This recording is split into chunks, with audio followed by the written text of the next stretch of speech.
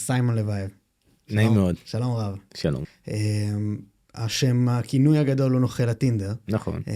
לא הורשעתי ולא הואשמתי, רק בתקשורת. רק בתקשורת.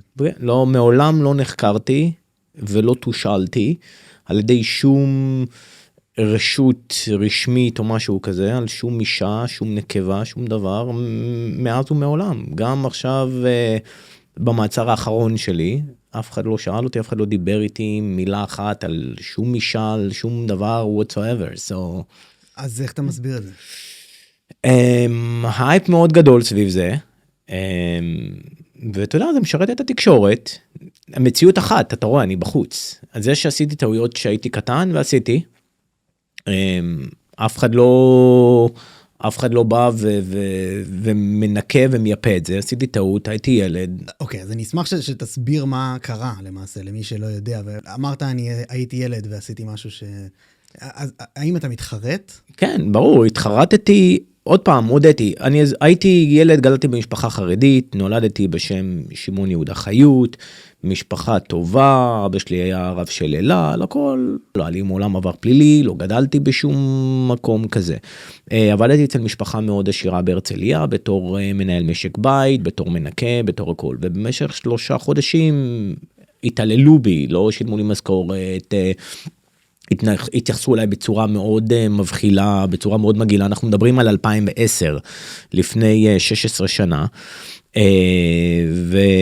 ונתנו לי צ'ק, היו חייבים 25,000 שקלים, נתנו לי צ'ק שהוא בעצם דחוי של 2,500 שקל, ואמרתי, תשמע, זה מטריף, והתעצבנתי, אז לקחתי את הצ'ק, לא הייתי אמור לעשות את זה, זייפתי אותו, לא יכולתי להכניס את הכסף לחשבון שלי, אז קניתי בזה רכב, חיפשתי מישהו שלא יבדוק, ואז קניתי בזה פורש, שמסתבר גם הפורש שהייתה עונה, לאחר יומיים הלך הגיר, מכרתי את הרכב ב-190,000 שקל, לקחתי את הכסף, שילמתי חובות, לאחר מכן פנו אליי מחלקת עונה בתל אביב, עוד פעם, מעולם לא היה לי תיק במשטרה, לא ידעתי כלום, הודיתי להכל, אמרתי, עשיתי, לקחתי הכל, לא ידעתי מה זה תיק פלילי, לא ידעתי מה זה עורך דין, לא ידעתי שום דבר, טסתי להמשיך את הלימודים שלי בקפריסין, חזרתי ארצה, עצרו אותי, כי אמרו לי, אתה אסור לך לעזוב את הארץ, אתה לא יכול. ואז הכסף נגמר, הייתי בחור צעיר, הייתי בן 19 ומשהו, לא היה לי עבודה, לא היה לי כסף, לא הייתי בקשר עם המשפחה, מצאתי את עצמי ליטרלי ברחוב, ואז איזה חבר אמר לי, תשמע, אולי תצא, תעבור קצת בחול, תעשה כמה שקלים, תחזור, יהיה לך כמה כסף לעורך דין, משהו זה, יתוך אז עבודות שירות, אתה תצטדר. אמרתי לו, אני לא יכול לזה מארץ, הוא אמר לי, תדאג, אני אסדר לך איזה דרכון ותצא. ומפה בעצם הכל התחיל, ואז אני עזבתי את הארץ עם דרכון מזויף, ובניתי חיים שלמים עם דרכון מזויף בעצם. ב-2015 חייתי את החיים, בזהות הייתי בן 20, הייתי תחת זהות של בן אדם בן 35 אז כשהייתי בגיל 20, ב-2015 היה לי חקירת מס, תשאלו אותי והודיעו לשגרירות הישראלית שיש להם אזרח ישראלי מעוכב, שגרירות הישראלית חזרו אליהם, אמרו להם שהבן אדם הזה שהם עצרו, הוא נפטר ב-2008. אוטומטית נעצרתי, הוסיפו לי מן הסתם שימוש בדרכון מזויף, כניסה למדינה, התחזות, אנשים צריכים להבין גם שיש אישומים, שימוש בדרכון מזויף, מכיל איתו כמעט איזה 10 אישומים, זה התחזות לאחר, התחזות במטרה לעונות, ניסיון לקבלת דבר במרמה, קבלת דבר במרמה, התחזות בפני איש חוק, כל זה תחת אישום אחד, ואז זה נשמע גם מאוד מאוד בומבסטי, לא שאני ממעיט מהדברים, נשפטתי ל3 שנים מאסר בפינלנד, השתחררתי ב-2017, לאחר 587 יום, גירשו אותי ארצה, ואז ב-2017 הייתי חודש עצור, השתחררתי בערבות פה, על התיק של הצ'ק, הוסיפו לי מן הסתם שימוש בדרכון מזויף, וניהלתי את התיק.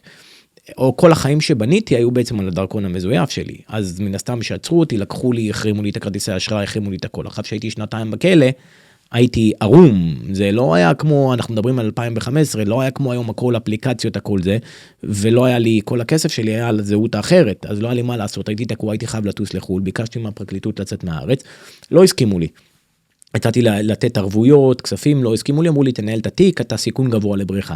לא היה לי ברירה, סליחה, החסרתי פרט אחד, שאחרי שהשתחררתי מהכלא, שב-2017, אני שיניתי את השם במרשם האכלוסין לסיימון לוייב, אמרתי אני החליט דף חדש, סיימון זה היה שמעון, זה לא היה שום דבר של התחזות דבר כזה או אחר, כי גם כל מי שבא ואומר הוא מתחזה, או ניסה להתחזות, אני ברחתי ב-2017 בדרכון מזויף, מהארץ. אם עכשיו, השם שלי ברישום האכלוסים היה סיימון לוייב. זאת אומרת, המשטרה חיפשה את סיימון לוייב, כי לא הגעתי לדיון שלי בבית משפט, הוציאו לי צו הבאה, צו הבאה עבר לצו מעצר, צו מעצר עבר לצו מעצר בינלאומי, ואז הופיע רד נוטס באינטרפול. אם הייתי משתמש בבית מלון, בטיסה, במשהו בשם סיימון לוייב, הייתי נעצר. זה מה שאנשים לא מבינים. ואני חייתי בעצם ב-2017, אחרי שברחתי מהארץ, חייתי על דרכון מזויף עוד פעם. טסתי, סידרתי את העניינים שלי, ואז אמרתי, רגע, אני אחזור לארץ, לא רצחתי אף אחד, לא אנסתי אף אחד, יאללה שלא צריך לה כלום, חייתי בחול.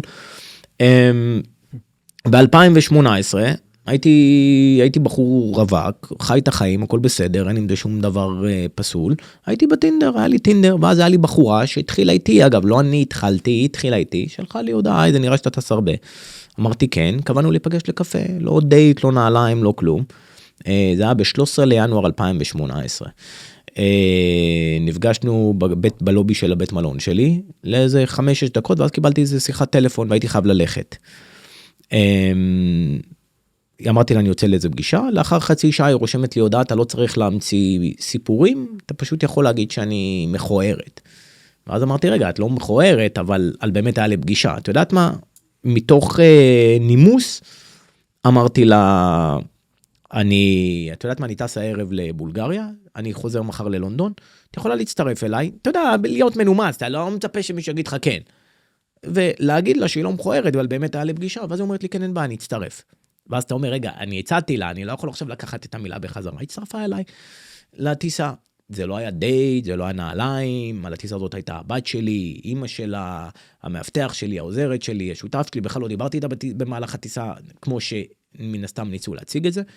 למחר הלכתי לפגישה שלי, המשכנו את הערב במלון, למחרת אני הייתי צריך לטוס לברלין, וקניתי לכרטיס בחזרה לאנגליה. שמרנו על קשר פה ושם, לא התאהבות, לא דייטים, לא כמו מן הסתם באו להציג אותה, פגשתי אותה 3 פעמים בחיים שלי, פגשתי אותה ב-13 לינואר, ב-18 לפברואר, ובמהלך חודש מרץ, זה הכל.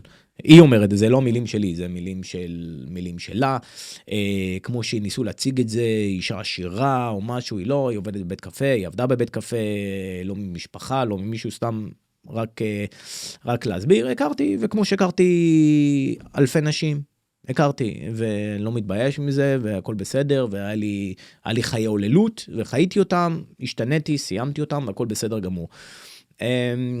וזהו, המשכתי הלאה, לא ייחסתי לזה יותר מדי חשיבות, יום אחד פשוט היא חסמה אותי משום מקום, זה היה במהלך חודש מרץ 2018, ומאז לא שמעתי ממנה יותר. לא שמעתי, לא הבנתי, לא כלום. בחודש ספטמבר 2018, אני לא הייתי בקשר עם המשפחה, אחי שולח לי אימייל. הוא אומר לי, תחזור אליי דחוף. ואחדתי שחס חלילה מישהו מההורים שלי נפטר, מתקשרתי אליו, הוא אמר לי, תשמע, הגיעו עיתונאים, ככה בעצם אני מגביא אותך, איך ידעתי, איך הכל בעצם התחיל, הכל התפוצץ, הגיעו אלינו עיתונאים לבית של ההורים בבני ברק, אמרו, מחפשים אותך, לא יודע מה, אנחנו מדברים על ספטמבר 2018, משהו זה, לא יודעתי זה, רושבים לך על הזנב. ולהזכירך, בכל הזמן הזה אני יושב, אני בדרכון מזויף, חי בזהות אחרת, הכל, אני מבוקש במדינת ישראל, יש לי רד נוטס באינטרפול, הכל. מאז שהוא סיפר לי על זה, התחלתי להוריד פרופיל, העניינים התחילו להחמיר, במהלך תחילת 2019, היה לי ידידה, פגשה אותי במינכן, עשתה לי בעצם סוג של אמבוש עם העיתונאים האלה, אז אני ראיתי, יש איזו תמונה שלי מאוד מפורסמת, שבעצם צילמו אותי, ואני בעצם ראיתי שיש לי כמו טלסקופים ענקיים שמצלמים אותי, אומרת לי, לא, זה פפרצי, אמרתי לה, לא, זה רק הבנתי מה קורה. בקיצור, ב-2019, ב-16 לפברואר 2019, יצאה כתבה בעיתון נורווגי שנקרא VG, שזה בעצם קראו לזה, The Tinder Swindler, נוכל הטינדר. כל מה שבעצם ראו בסרט בנטפליקס בעצם, היה ב-16 לפברואר 2019, זה הכתבה הזאת, הם עשו את הכתבה ניסיונית, עם 160 מילים ווידאוים, הכתבה גם בנורווגית וגם באנגלית. כתבה שברה שיאי צפייה, הכתבה הכי נצפית בהיסטוריה של נורווגיה, והיא שברה את כל העולם, ומאז בעצם קראו לי, הכינוי נוכל, הטינדר נדבק אליי, הרבה לפני שהיה סרט, הרבה לפני הכל. 3 חודשים אחר כך, אני בעצם הייתי בזהות מזויפת מן הסתם, הייתי ביוון, נעצרתי ביוון עם דרכון מזויף על שם דוד שרון, ואז קיבלתי מאסר על תנאי לשנה, ואיך שהשתחררתי, ישראל ביקשה את ההסגרה שלי על הסיפור של הצ'ק, על הכל. אמרתי, טוב, אתה יודע מה, אני אסכים לזה, לא רצחתי אף אחד, בוא נסיים עם הסיפור הזה. הייתי 5 חודשים, חיכיתי להסגרה שלי 5 חודשים, לאחר מכן ישבתי עוד 5 חודשים בארץ, בטוטל, אגב, רושמים שישבתי 5 חודשים, בטוטל אני ישבתי 13 חודשים במצטבר, מ-15 חודשים מאסר, שילמתי מעל 1,000,000 שקל חילטו לי, כי שמתי ערבויות, שמתי דברים, לקחו לי את כל הכספים האלה, אף אחד לא בא ומדבר על זה, נתנו לי כנסות, שאפילו השופטת אמרה להם, לפרקליטות, לאיפה הכסף הולך, הם לא ידעו אפילו לפרט לה, לאיפה הכסף הולך, על הסיפור הזה של הצ'ק, אז לקחתי 250 ושילמתי יותר מ1,000,000 שקל בחזרה, כולל 13 חודשי מאסר בפועל, שריציתי, אז השתחררתי ב5.5.2020. צאתי, בזמן המאסר שלי, נטפליקס, רו TV, בעצם חברת הפקות מאנגליה, פנו לעורך דין שלי, שאז בזמנו היה יקי כאן, והם אמרו לו שהם, נטפליקס פנו אליהם, כדי לעשות בעצם סרט על נוכל הטינדר. ואיך שיצאתי, יצרתי קשר עם פליסיטי מוריס, שהיא בעצם המפיקה הראשית של הסרט, והיה לי את הקשר, בעצם התחלנו לדבר, התחלנו על כל הסיפור, ואמרתי לה, תשמעי, עוד פעם, את יודעת, מה אתם רוצים, מה אתם זה, החלפנו חוזים, והתחלנו לנהל משא ומתן עם נטפליקס, שאני בעצם משתתף בסרט, ידעתי כל מה שקורה, ידעתי על הכל, טבעתי את אותן נשים ב-2019, על הוצאת דיבה, אפילו פתחו נגדם הליכים פליליים, שלא תשמע בשום מקום בתקשורת, כי עוד פעם לא אוהבים להציג את זה, כי זה סקסי כביכול שהבחור משנה את המציאות. עכשיו, הם לא ידעו מה יהיה להם, בסרט או לא. כשאני יצאתי, אני לא ראיתי פרופיל. אני הרמתי פרופיל למעלה, חייתי, הלכתי, קניתי פרארי, טסתי, עשיתי את החיים שאני חי, המשכתי הלאה, ואז אף אחד בעצם לא הבין. הם לקחו את כל החומר שהיה לי מהאינסטגרם, הרשתות החברתיות שלי, והם השתמשו בזה. הרימו את זה לגבהים חדשים. המסע ומתן עם נטפליקס התפוצץ, כי בעצם נטפליקס לא רצו לחשוף מה יש להם. העורכי דין שלי יצאו לי, אמרו לי, כי אם אתה תחתום איתם 10 שנים, למכור להם את הזכויות יוצרים, הם יכולים להרשיע אותך, להגיד, המילה לכאורה לא תהיה פה, ואז אתה בעצם תודה בדברים שלא עשית, יכול לעשות לך בלגן, עזוב, לא שווה את הכסף, והציעו לי הרבה מאוד כסף להשתתף. וזהו, ושם זה נגמר. ב-2 לפברואר 2022 יצא הסרט נוכל הטינדר, אף אחד לא האמנתי שהוא יהיה כזה גדול, אף אחד לא האמין בחיים, גם לפני זה, שנה לפני זה, אמרתי שהולך לצאת עליי סרט, כתבים אמרו לי, שקרן, לא הולך, הוא מדומיין, הוא בלה בלה בלה בלה בלה בלה בלה, זה יצא עד שבר את השיאי צפייה, זה בעצם עד היום הסרט הדוקומנטרי הכי נצפה בהיסטוריה של נטפליקס, הסרט תאומד ל5 פרסי אמי, זה הפך את השם שלי לאחד מה10 אנשים הכי מחופשים בגוגל לשנת 2022 בעולם, שאגב אף ישראלי מעולם לא היה ברשימה הזאת. עוד פעם, זה לא משהו שאני גאה בו, אבל משהו שלא ציפיתי. החיים שלך, בן אדם שהוא מתפרסם ברמה כזאת, בדרך כלל הוא זמר או מישהו, אתה מתחיל לאט לאט לאט, פתאום בין לילה אתה מגיע מ-0 ל-3,000, זה לא עכשיו פרסום של איזה עומר אדם או איזה אייל גולן, לא שאני מזלזל באף אחד, אבל אתה יודע, בקהילות היהודיות מכירים אותם. עד היום אני מדבר איתך 4 שנים עבר מהסרט, אני טס, אנשים מזהים אותך, אנשים... מה לדעתך גרם לזה? שזה יהיה כזה ויראלי? כי קודם כל הם עשו את זה סרט, ואתה כביכול מנצח, בסוף לא קורה כלום, ואז אנשים מסיימים את הסרט, הוא הולך לסושיאל מדיה, ורואה אותך באינסטגרם, ממשיך את החיים שלך, זה מטריף אנשים. עכשיו, ברור שאנשים לא מבינים, רגע, בחורות בוכות, אנשים לא מבינים, עוד פעם, זה לא שבאו ועשו סט, ומישהו בא עם מצלמות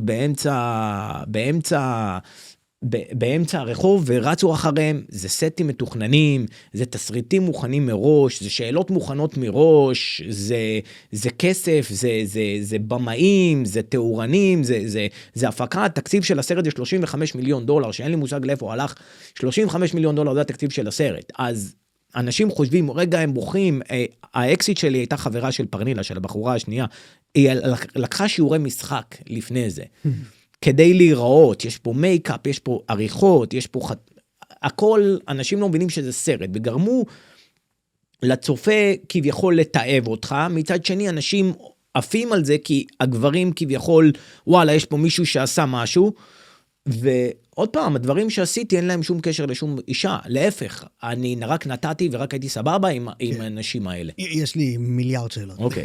אבל אוקיי, אז קודם כל, בשאלתי על הווירליות, דווקא התכוונתי, מה בסיפור הזה כזה מושך? כי אם זה כל כך הצליח גם בנורווגיה, ואז זה כל כך הצליח גם בנטפליקס, משהו בסיפור הזה פשוט קונה. אבל אני אשמח שאולי בשביל המאזינים, תסביר את הנקודה של בעצם חפותך למעשה שאתה מציג, אתה מבין?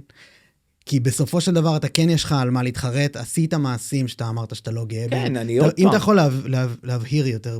עוד פעם, הייתי ילד, זייפתי צ'ק. אני עשיתי כסף, עוד פעם, אני הייתי, כשהם הכירו אותי, על אותו מטוס פרטי שהבחורה הייתה, המטוס היה שם לפני זה. המאבטח שלי היה שם לפני זה. לפני האנשים האלה, אז כסף היה לפני זה. אני טס עם מטוסים פרטיים מ-2015, כסף היה לפני זה. אבל בפועל יש משהו במה שהיא אמרה, של בכלל איזושהי... לא, עוד פעם, נטפליקס באו וייצרו מצג, כאילו יש פה אלפי קורבנות, שאין, יש פה 3 אנשים, זה מה שיש. השם שלי, אם היה, אני מבטיח לך שהרשויות עשו ימים כלילות, ועושים ימים כלילות, כדי לסגור איתי חשבון. וזה מציק להם, אומר לך דוגרי, ועד היום המדינה מתנכלת לי באופן מאוד מאוד מאוד מאוד מאוד קיצוני, בהרבה מאוד דברים. סתם דוגמה, להוציא דרכון הייתי צריך ללכת לבית משפט העליון, כי המדינה לא רוצה לתת לי דרכון, נתנו לי רק תעודת מעבר. בתור אזרח ישראלי, לא עשית שימוש לרעה בדרכונים ישראלים, בלה בלה בלה בלה בלה בלה בלה, בכוונה.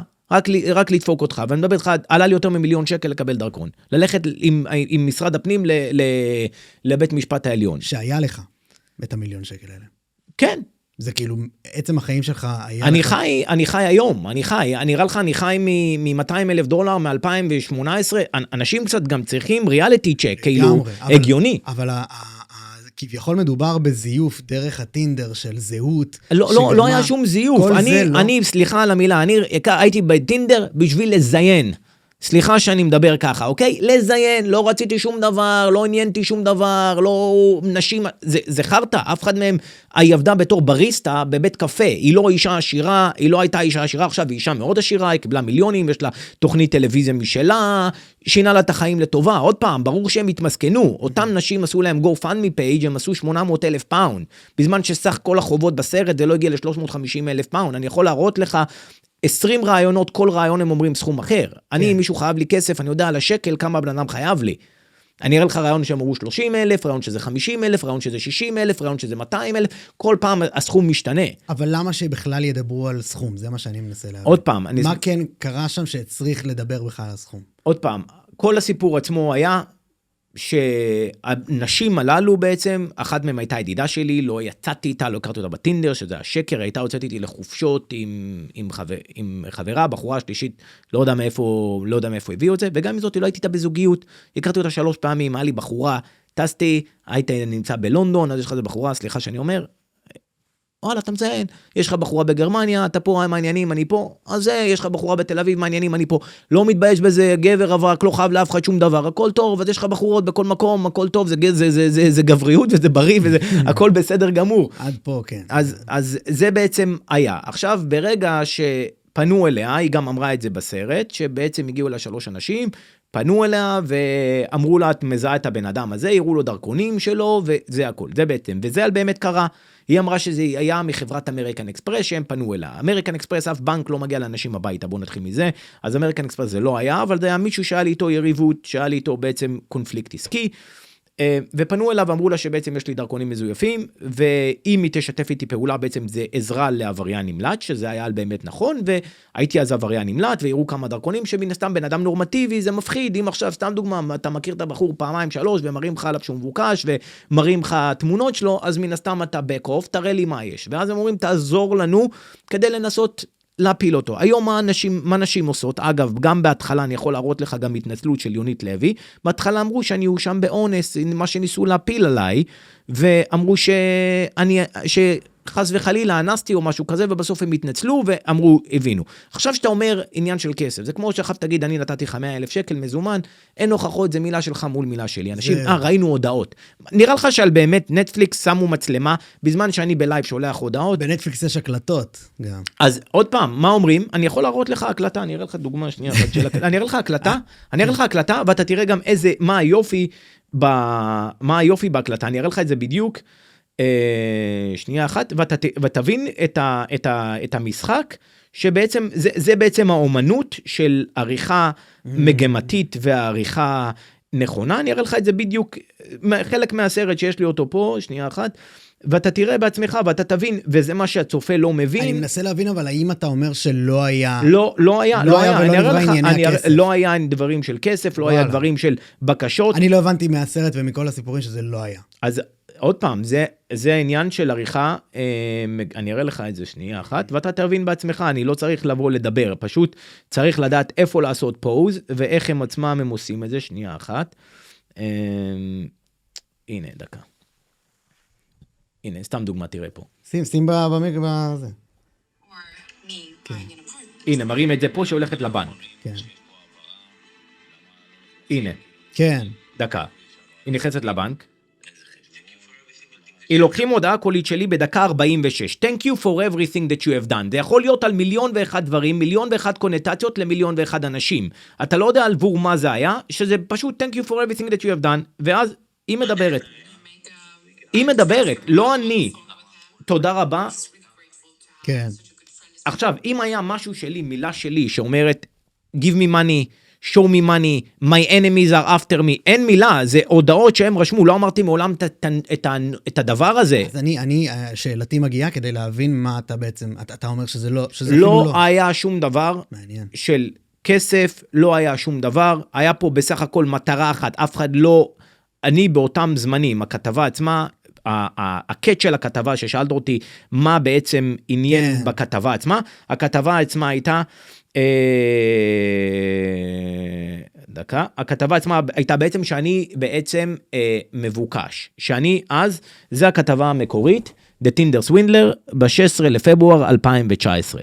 זה בעצם הייתה הכתבה המקורית, שכל הסרט שאתה ראית, נגיד צילמו את אמא שלי והכל, עשו את זה אז, באותו זמן שהכתבה הייתה, ועוד פעם, זו כתבה שהיא וידאואית, אני הייתי מבוקש. למאזינים, אני בעצם, אתה מראה לי, סיימון מראה לי את הכתבה ממש בפועל. אז באותו זמן, אני הייתי בעצם, הסתכל, נגיד, העריכה המגמתית, הנה, נגיד פה הם פונים לחני גלעדי, חוקרת במשטרת ישראל, שאני מדבר איתך בוואטסאפ, הנה, הבן אדם מוכר אלייך, זה היה על הצ'ק. הנה. משטרת ישראל נדרשת בעצם להביאו... שים את זה אולי למיקרופון. להמשך ניהול המשפט, המשך המשפט, והיא עושה מאמצים על מנת לאתר אותו. זה היה משפט על הצ'ק, אבל הם שמו את זה כאילו אני מבוקש על נשים, וזה מגימתי, ועכשיו באותו זמן אני הייתי מבוקש ב8 מדינות, ואז הם אמרו, הבן אדם הוא עבריין נמלט, אז in the end of זה, סמו לבייב נעצר. סמו לבייב was wanted by the police in Israel, אז ברגע שהיית עבריין נמלט, אז זה סקסי, יש פה בן אדם שעשה, אוי, אלוהים ישמור, עכשיו זה בחורה היא בוכה, זה סקסי, יש פה הרבה ויזואליה, מטוסים פרטים, חיי יוקרה שאנשים רוצים לחיות, אני מדבר איתך לפני 2019, לפני כל העולם הזה של המנטורים, לפני שמישהו בכלל ידע איך לקחת, לעשות צ'ארטר למטוס פרטי, לפני שמישהו, זה נשמע סקסי, יש פה מכוניות, יש פה בחורות יפות, יש פה נשים, הסיפור עצמו הוא סיפור סקסי, הסיפור עצמו מושך, 4 שנים לאחר מכן, אני עדיין מקבל הצעות, אני עדיין מקבל סרט נוסף, אני עדיין מקבל עוד הרבה מאוד דברים, עשו סדרה בנטפליקס של הבחורה שהיא עוזרת לתפוס קורבנות וכל מיני דברים, אז אנשים צריכים להבין, בסופו של דבר זה ביזנס, נטפליקס זה לא בית משפט, נטפליקס זה פלטפורמה, זה סטרימינג קמפני. כן, אז יש לי שאלה. אתה למעשה, מהסיפור שסיפרת עם החלק שבו נטפליקס בעצם עשו איתך משא ומתן והכל, באיזה עמדה אתה עמדת שם? זאת אומרת, אתה רצית שהסרט יצא? היה לך שם תפקיד כזה במשא ומתן? אני לא רציתי שהסרט יצא.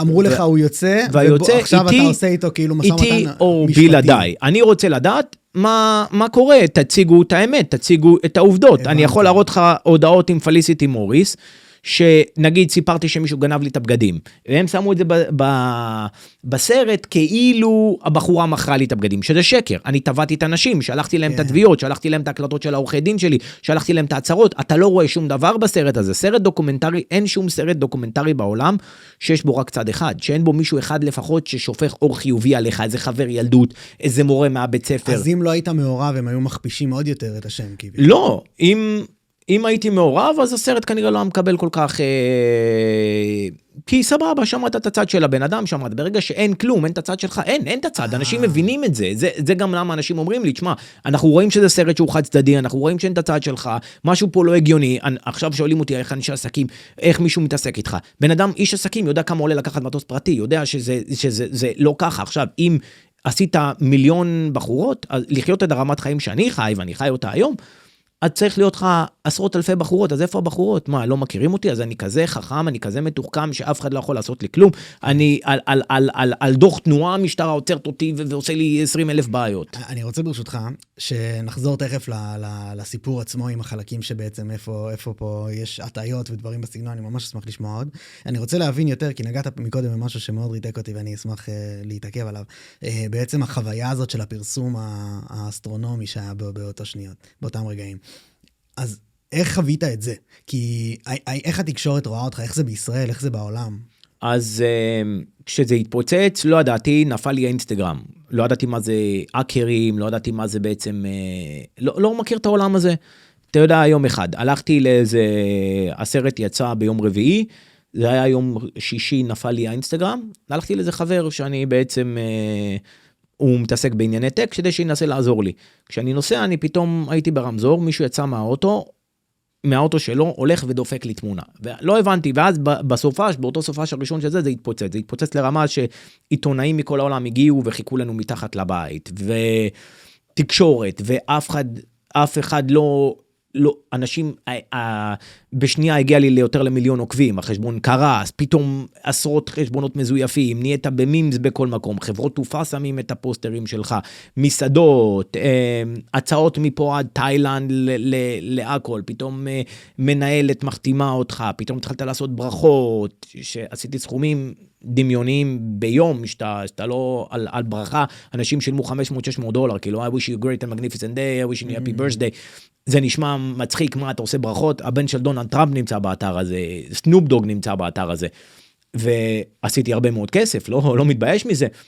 מה שכן צרם לי, מה שכן כאב לי, שאז בת האקסיט שלי, אז בזמנו, קיבלה הרבה מאוד כפות, ואז אנשים, נסתם אתה מקבל תגובות ברוטליות, וצריכים לספור לך חולצה על הפנים, וזה, ומצד שני יש לך אנשים אוהבים אותך, נותנים לך הרבה אהבה, אבל זה לא מהדברים הנכונים, כי אתה אומר, רגע, תשמע, לא עשיתי פה משהו, אני לא כזה בן אדם, אני מצד אחד, אני בן אדם חכם, אני בן אדם תוחכם, אני לא פרייר, הכל טוב, אבל לבוא ולהגיד שאני ככה, להגיד שעשיתי 200,000, סתם דוגמה, נגיד, בן אדם אומר, לקחת $200,000 מזה בחורה, סתם דוגמה, הוא חכם, הוא כל כך מתוחכם. נראה לך, אני לא יכול לקחת את המוח הזה ולעשות את זה לחברה, נראה לך, אני לא יכול לעשות את זה לבנק, סתם דוגמה, אני אומר, בוא נזרום איתך, סבבה, אני נוכל, אני ארכי נוכל, שמו את השם שלי בין 10 הנוכלים הכי גדולים בעולם. בוא נגיד, עם צ'ארלס פרונזי, עם ברני מיידוף, בוא נזרום איתך על זה. סבבה? נזרום. כל מה שעשיתי זייפתי פאקינג צ'ק, אני אומר. אבל בוא, תראה לנו מה עשית, תראה לנו. למה אני צריך לבוא להראות לך מה סתם דוגמה, אני בא ואומר לאנשים, למה אני צריך לבוא להראות לך? כן, עשיתי כסף מהסרט, כן, עשיתי סדרה בארץ, יש עליי סדרה בפרי טיווי, אתה יכול, קיבלתי על זה כסף, לא עשיתי את זה בהתנדבות, אנשים לא מבינים.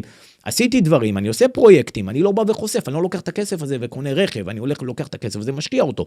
איפה אתה משקיע? למה אני צריך לבוא לחשוף לך איפה אני משקיע? למה אני חייב לעשות לך כל דבר, לבוא ולחשוף ולהראות לך כל דבר? אני חי במדינת ישראל, אני כמו תייר פה, אין לי אפילו חשבון בנק ישראלי. אין לי, אני אומר לך, אין לי חשבון בנק בארץ, אין לי.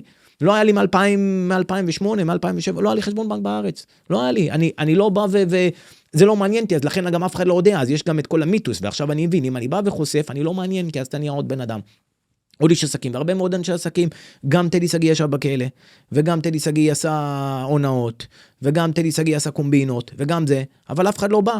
שאני משנה את השם שלי, פתאום עדיין קוראים לי שמעון חיות, השם שלי מ-2017, אייל גולן, גם קראו לו אייל ביטון.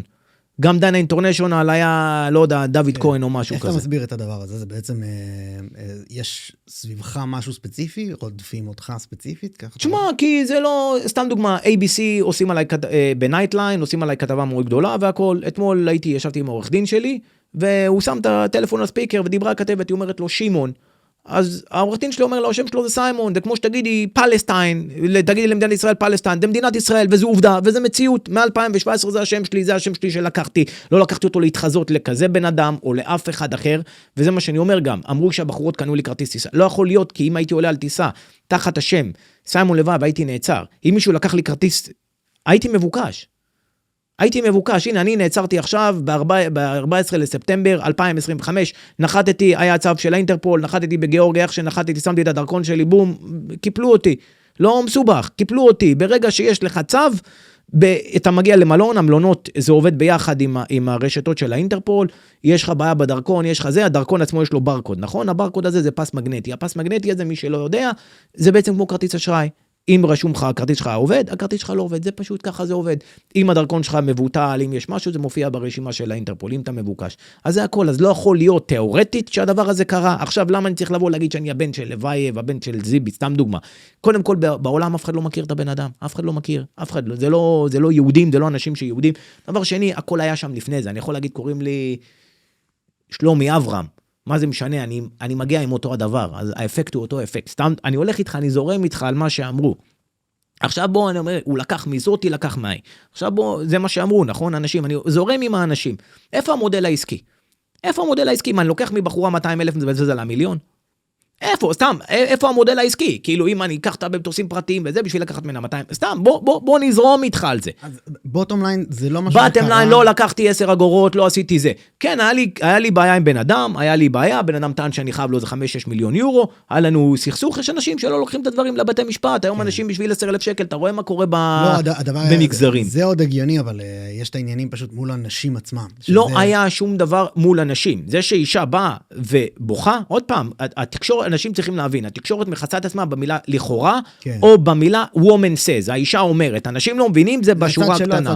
זה הכל, אז היה, לא היה, הכל בסדר, בוא, האקסיט שלי הייתה איתי, בזמן שנתתי והכל, הכל היה בסדר, הוא עבד חיי, הוא לא עשה כלום וזה. בגלל זה אני שואל, הצד שלך הוא שזה פשוט לא היה. לא היה, זה הכל, ברגע שאתה מגיע, הנה הוא נהיה abusive, הייתי ב-poisonous relationship, הייתי גז לייטינג, שמז לייטינג, כל אחד פה נהיה לי פה עובד בעמיסרה גז. חלס עם הבלבולי ביצים האלה. ומקודם כשאמרת שהגברים שאהבו את הסרט ואת הסיפור וזה, התלהבו מזה שאתה בעצם נעמדת למול. כביכול שנשים מוקצות כל היום, אתה יודע איזה הצעות אני מקבל מנשים באינסטגרם, בוא תעזור לי לעקוץ פה, אני אתן לך ככה, אנשים, אני אומר לך אנשים, אני לא יכול לחשוף שמות, נשים פורסמות עם עשרות מיליוני עוקבים, בוא, אני נותן לך חצי מהכסף, כל ההצעות. מה מציעים? תעזור לי לעקוץ מישהו וזה, אני אתן לך חצי מהכסף. כל המנטורים שאתה חולם פה במדינת ישראל, כל האלה, אני לא יכול לנקוב בשמות, כל האלה שהיום עושים, כל אחד בא, ישב אצלי, ביקש מני לעשות איתי קלאבריישן כזה או אחר. כל אחד משנת 2020, כל מי שאתה רואה פה היום, מרצים, זה, כל האלה שבאים ואומרים, ניסו זה. עוד פעם, אני בן אדם, אני סוליסט. אין לי, אף אחד לא יכול להגיד עליי כלום, כי אף אחד לא יודע כלום. זה הכל, אני לא יודע, אין לי, יש לי חבר אחד. זה הכל, אין לי אף אחד אחר, לא נפתח לאף אחד לא יודע איך, אף אחד לא יודע מה, אף אחד לא יודע איפה. האם זה משהו באופי שלך, שבעצם רואה את העולם, סליחה אם זו שאלה, תגיד לי. לא, הכל טוב. שבעצם רואה את העולם אתה יודע, אנשים נגדך. זאת אומרת, זה מה הרוב אנשים אויבים, ככה אתה ניגש מלכתחילה לאנשים. תשמע, אני לא רואה אף אחד בתור אויב. עוד פעם, אני אגיד לך במציאות, נגיד היום בתור בן אדם מפורסם, בפומבי מעולם לא קיבלתי מילה אחת רעה, לא קיבלתי תגובה אחת רעה בפומבי, מילה אחת בשום מקום בעולם, וואלה, רק אהבה וברמות מטורפות, אבל באמת זה מחמיא לי. מאחורי המקלדת, כולם גיבורים. במציאות, בסופו של דבר, האנשים האלה מתים לחיות את החיים שלך. סליחה שאני בא ומדבר, מה שאני עשיתי בחיים בגיל 20, עוד 2000 שנה לא יעשו. לא יעשו. אני עשיתי הכל, הגעתי למצב שכבר נמאס, הייתי עם הדוגמניות, עם אנשים הכי יפות בעולם, נסעתי במטוסים שאני יכול ללמד את לב לבייב איך לטוס. הייתי איתו בטיסה לפני איזה כמה חודשים, הוא ישב מאחוריי. כאילו, ברסמי, העליתי את זה אפילו לטיקטוק שלי, אז כאילו, בסופו של דבר, אנשים שאני הרצתי, הגעתי לרמות יותר מהם, אז אני לא אומר, כן, עשיתי טעויות בדרך, כן, לא הייתי אמור להשתמש בדרכון מזויף, עשיתי, לא חשבתי, הייתי ילד קטן, לא הסתכלתי 10 שנים קדימה, 15 שנים קדימה, מה היו ההשלכות, זה שעשיתי את זה, זה לא יכול לבוא ולהגיד, כל החיים עשית זה. אז תסביר לי את המרווח בין הזיוף צ'ק, לבין חיי פאר שאתה חי איתה. כי אני חייתי, עברתי אז ללונדון, התחלתי לעבוד בעגלות. זה כן אבל הניע את זה? זאת אומרת, זה בעצם סוג של... הצ'ק, הבריחה עצמה הייתה, אין לך דרך לחזור אחורה. אתה חייב ללכת רק קדימה.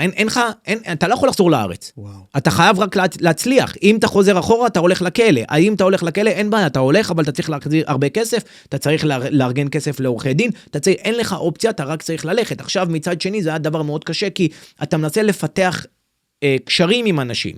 עכשיו, יש לך חברות עם בן אדם, אבל הבן אדם, זה מגיע לשלב שאתה לא רוצה, הוא מראה לך את המשפחה שלו, את הילדים שלו, אבל אתה עם דרכון מזויף, אתה עם גיל מזויף, הבן אדם קורא לך, אז היה לי דרכון על שם מרדכי טפירו, סתם דוגמה, זה השם, זה מפורסם. קורא לך מרדכי, לא סיימון, מרדכי, ואז הוא עושה לך יום הולדת, ביום הולדת של הדרכון, וזה בכלל לא אמיתי, אז לא נעים לך, זה חבר שלך, אתה לא יכול לשקר לו, להגיד לו, תשמע אחי, אני דרכון, זה לא שלי, זה... אז... מה למדת מהחיים באופן הזה? תשמע, זה גרם לי הרבה גם לא להיפתח יותר מדי לאנשים, כי אתה לא רוצה, יש לך חבר, אתה לא רוצה... לא נעים להגיד, אבל זה מזכיר סיפורים של סבים וסבתות שלנו, של לברוח עם זהות בדויה ממדינה למדינה, ולראות זה, ואיך אני לא יכול להגיד, כן יכול להגיד זה.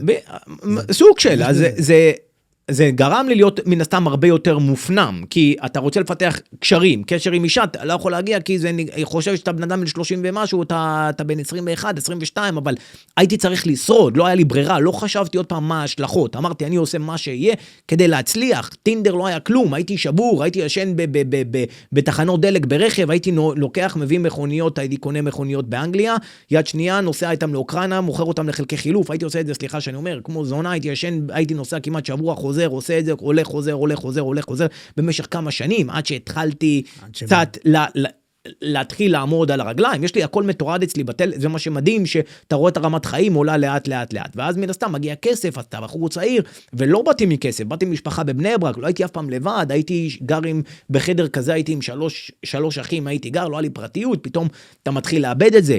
הייתי ילד שמן בתור בחור צעיר, לא היה לי נשים, לא היה לי, לא ראו אותי בתור מישהו, הייתי ילד מנודה חברתית, כאילו, לא למדתי בבר מצווה שלי, אני אומר לך, הנה, לא היה לי חברים, כי הייתי חרדי, ואז עזבתי את הדת, ואז המנהל של הישיבה שזרקה אותי, אמרה, אסור להגיע לבר מצווה שלי. אז אבא שלי, בשביל שלא יהיו לי בושות, אבא שלי אמר לאחי הגדול, תביא את החברים שלך, מהישיבה שיגיעו לבר מצווה, שיראה שלשמעון יש לו חברים בבר מצווה, עד כדי כך, ואני אומר לך את זה עד היום, וזה אירוע טראומטי מבחינתי, אני לא בא ואומר, תשמע, אני מסכן, אבל אני אמרתי, יש לי דבר אחד, זה להצליח, לא משנה מה, לא יהיה מה, אז לא חשבתי מה, הצ'ק, זה לא הצ'ק עצמו, הצ'ק זה היה כאילו סוג של פעולת נקם, אני בסך הכל רציתי ללמוד טייס, להיות טייס, כי אבא שלי עבד באלעל, זה היה הדבר הלגיטימי, אהבתי את זה, הייתי טוב בזה, היה לי טיסת סולו אחרי 7 שעות, הייתי טוב בזה, אני לא מתבייש, אני אוהב תעופה, אני אוהב הכל, אבל בסופו של דבר, מה שגרם לי זה עצם הבריחה, שמפה אתה חוזר רק משהו אחר לגמרי. אז גם למה בעצם עשית את זה? את הצ'ק עצמו? ואת הבריחה, למה היית... הבריחה לא היה לך ברירה. לא, אני מבין, ידעת שזה בא אחד עם השני. כן, עוד פעם, לא חשבתי על זה יותר מדי. תחשוב, הייתי בלי משפחה. המשפחה שלי לא הייתה איתי, היה לי חברה שהכרתי אותה מהצבא, היינו גרים אצל ההורים שלה, מאז שהבאתי את האוטו, היא הבינה שמשהו לא תקין, כי לא הגעתי גם לעבודה, אז היא הבינה שבעצם, וואלה, עשיתי פה משהו לא זה, אמרה לי, תעזוב את הדברים שלך ותלך. מצאתי את עצמי, וואלה, הומלס עם פורש. פשוט מאוד, הייתי... כבר בישראל ככה. ככה, הייתי עם פורש, ווואלה, לא היה לי איפה לגור, לא היה לי איפה להיות, לא היה לי, קניתי ב-250,000 שקל פורש, שלא היה לי אפילו שקל לשים בדלק.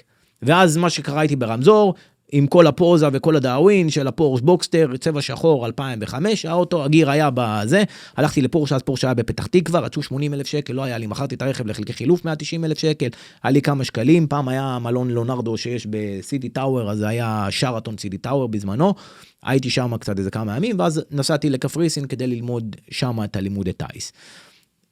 הייתי שם כמה חודשים, כדי צריך לבנות שעות טיסה, חזרתי לארצה, ואמרו לי בנתב"ג שעצרו אותי, לקחו אותי למגרש הרוסים, בירושלים, לא יודע למה, והשתחררתי בערבות של 10,000 שקל, ואמרו לי, אתה לא יכול לצאת מהארץ. ואז אני פה, אין לי כסף, כי הכסף שלי נגמר, שילמתי, לקחתי אז דירה שם לכמה חודשים, פתאום נתקעתי, אני לא יכול לקבל את הכסף, אתה יודע, הגעתי לעצירה קטנה, ולחזור בחזרה לשם, פתאום אין לך כסף, אין לך בית, אין לך חברים, אין לך משפחה, אין לך פה כלום. ומה אתה עושה? לאיפה אתה הולך? אז אתה יודע, זה הגיע, אין לך בעצם שום ברירה אחרת, כאילו, אז אתה אומר, טוב, אני אלך לפה, אז חיפשתי עבודות של ישראלים בחול, מצאתי עבודות של העגלות של ים המלח וכל הדברים האלה. בהתחלה נסעתי לאוקראינה, איזה חבר אמר לי, סע שם לנחמן מאומן, יעזרו לך וזה, נסעתי לשם, נכנסתי לדיכאון של החיים, ואז הבן אדם אמר לי, אם הייתי אף פעם בלונדון, ואם יש לי רישיון נהיגה, אמרתי לו כן, ואז בעצם... פה זה כבר אחרי הצ'ק? כן, הבריחה, אני ברחתי בעצם מישראל, אני ברחתי דרך ירדן, מירדן לקחתי טיסה לאוסטריה, מאוסטריה לאוקראינה, לקייב, מקייב לקחתי מונית לאומן, איפה ששם נחמן מאומן וכל זה, ואז תודה, מגיעים שם דוסים האלה עם הזה, כאילו, הכי הפוך ממני פתאום, ואז אתה אומר, תשמע, אני לא יודע, ההתקפי לב, שאתה בעצם נוסע על דרכון מזויף, אני זוכר שחציתי את הגבול, והיא שאלה אותי מה השם של אבא שלי, של השם של אבא בדרכון, ושיננתי את זה. כל הדברים האלה בעצם, אתה יודע, מה, תספר בבקשה על זה עוד, זה נשמע לי רק אתה יכול. שמע, לא יודע, התקפי לב, בהתחלת הלחץ, למדתי את הזהות, כי כשהביאו לי את הדרכון, לא ידעתי, אמרתי, טוב, יביאו לי דרכון, פתאום הביאו לי דרכון של בן אדם יליד 1978, אני יליד 1990, תעשה את המתמטיקה בעצמך, ואז אתה מתחיל, מה, זה לא יעבוד, אומר לי, תשמע, זה יש או אתיופי, אז מה יעבוד? ואז מביאים לך את השמות, ואתה צריך להתאמן, ואתה משנן את זה, ואתה צריך לדעת את התעודת זהות בעל פה, אתה תאריך לידה שמאירים אותך באמצע הלילה, וכן, היה התקפי לב שאתה... היה דברים שכמעט באמת... כן, היה לי במהלך השנים, אחרי זה החלפתי זהויות, מספר זהויות, הייתי ברוסיה, הדרכון עצמו, שמביאים לך דרכון, לפעמים יש דרכונים שהם בשימוש, עכשיו אם עושים את הדרכון שהוא הודפס נגיד בתאריך מסוים, אז מוצאים לו את הדף האחרון, כי מוצאים את הדף שיש בו את החתימה, ומחליפים אותו לדף אחר. לא ידעתי שזה קיים בדרכון, החליפו לו את הדף האחרון, והיה לו מספר אחר למעלה. הגעתי לרוסיה, סנט פטרסבורג, זה היה יום שישי, ואני נוחת, מעכבים אותי, ואז אומרים לי, הדרכון שלך, הדף האחרון נשתנה. אמרתי לו, איך יכול להיות מכל הזה? והתחיל גם כן, מי אתה, מה אתה, דיברנו עם השגרירות אמרו לנו שזה מזויף. אמרתי להם, לא, דיברתי עם השגרירות סגורה ביום שישי. אז אתה יודע, אני כבר לא פרייר, השתפשפתי, ואז הביאו לי דברים לקרוא בעברית, כאילו לראות אם אני קורא עברית, אנחנו נעצור אותך לשלושה הזה, בסופו של דבר, לא יודע, הצלחתי לשכנע את הרוסים, לשלוח אותי בחזרה לגרמניה, כי הגעתי לגרמניה, אבל מה שהם עשו, הם עשו לי חורים בדרכון, והביאו את הדרכון, לא נתנו לי להיכנס, הביאו את הדרכון לקפטן. אני הגעתי למטוס של לופטהנזה, אמרתי לקפטן שיביא לי את זה, כי הרוסים אמרו לי שאני אקבל את הדרכון. הלכתי לשירותים, קראתי את הדף האחרון שהודפס, ועליי לי חורים שחוררו לי בדרכון. הלכתי לביקורת גבולות בגרמניה, ואמרתי לה, אני מגיע, היא אומרת לי, הדרכון שלך לא תקף. וסיפרתי לה, אמרתי לה שהיה לי כיסוי, והם משכו את הדף מהאמצע, והדף עצמו נתלש, ובגלל זה הם חוררו לי אותו. אומרת לי, לא אדוני, אתה לא יכול להיכנס, אתה צריך לנסוע לישראל. אמרתי לה, לא, יש לי פה עסקה מאוד חשובה, אני מפסיד הרבה כסף, הם התנהגו אליי מאוד רע, בגלל שאני יהודי, ידעתי שאני הולך לשחק פה על הזה, ולא אכלתי 24 שעות, והיה לי מאוד קשה, וזה וזה וזה. היא אמרה לי, נדבר עם המנהל שלי, נתנו לי דרכון זמני להיכנס לגרמניה לשבוע, ואמרה לי, תלך ביום ראשון לסדר בשגרירות בברלין. אמרתי לה, אין בעיה, אני אסדר. אבל אמרה לי, יעלה לך 25 יורו. אמרתי, אין בעיה, גם זה יעלה 25,000 יורו. נשבע לך, יצאתי מזה בניסי ניסים. וואו, מדהים. זה פעם אחת זה עוד סרט יש לך לעשות. יש דברים. עברתי דברים. אוקיי, אז אני ברשותך רוצה לחזור למהות של העניין, של בעצם הסיפור מאחורי הסרט, וכל הדברים שאתה בעצם יכול לספר לנו, כי אני, שוב, מפתיע אותי לשמוע. שבעצם אתה בכלל לא היה שום התעסקות עם כסף עם אף אחת מהאנשים. לא היה. אז האם הסרט עשה, מה הוא עשה לזה תדמיתית? איך היום רואים אותך שמדברים איתך בתקשורת, גם בישראל וגם בחו"ל? אוקיי, תקשורת זה משהו אחד. תקשורת רואה אותך בסופו של דבר בתור רייטינג. בוא, אתה פצצת רייטינג. לטוב ולרע זה מושך. הנה, השתחררתי מהכלא. כשנעצרתי כל ניו יורק טיימס, אין מקום בעולם, גוף תקשורת בעולם שמכבד את עצמו, שלא רשם, תיכנס מ-15 לספטמבר 2025, שלא רשם עליי שנעצרתי בכל שפה, בכל מדינה בעולם. שהשתחררתי, כי לא היה כלום, לא עמדתי למשפט, לא עמדתי כלום, טכני, פתחו את הדלת, לא עמד, כלום. היית 5 חודשים, נכון? לא, עכשיו, נעצרתי לך ב-2025, בגיאורגיה, הייתי חודשיים, נעצרתי טכנית, היה צו מעצר באינטרפול, מגרמניה, הגעתי לפני שופט, השופט נתן הערכת מעצר ל3 חודשים, כדי שגרמניה בעצם תשלח את צו ההסגרה הרשמי.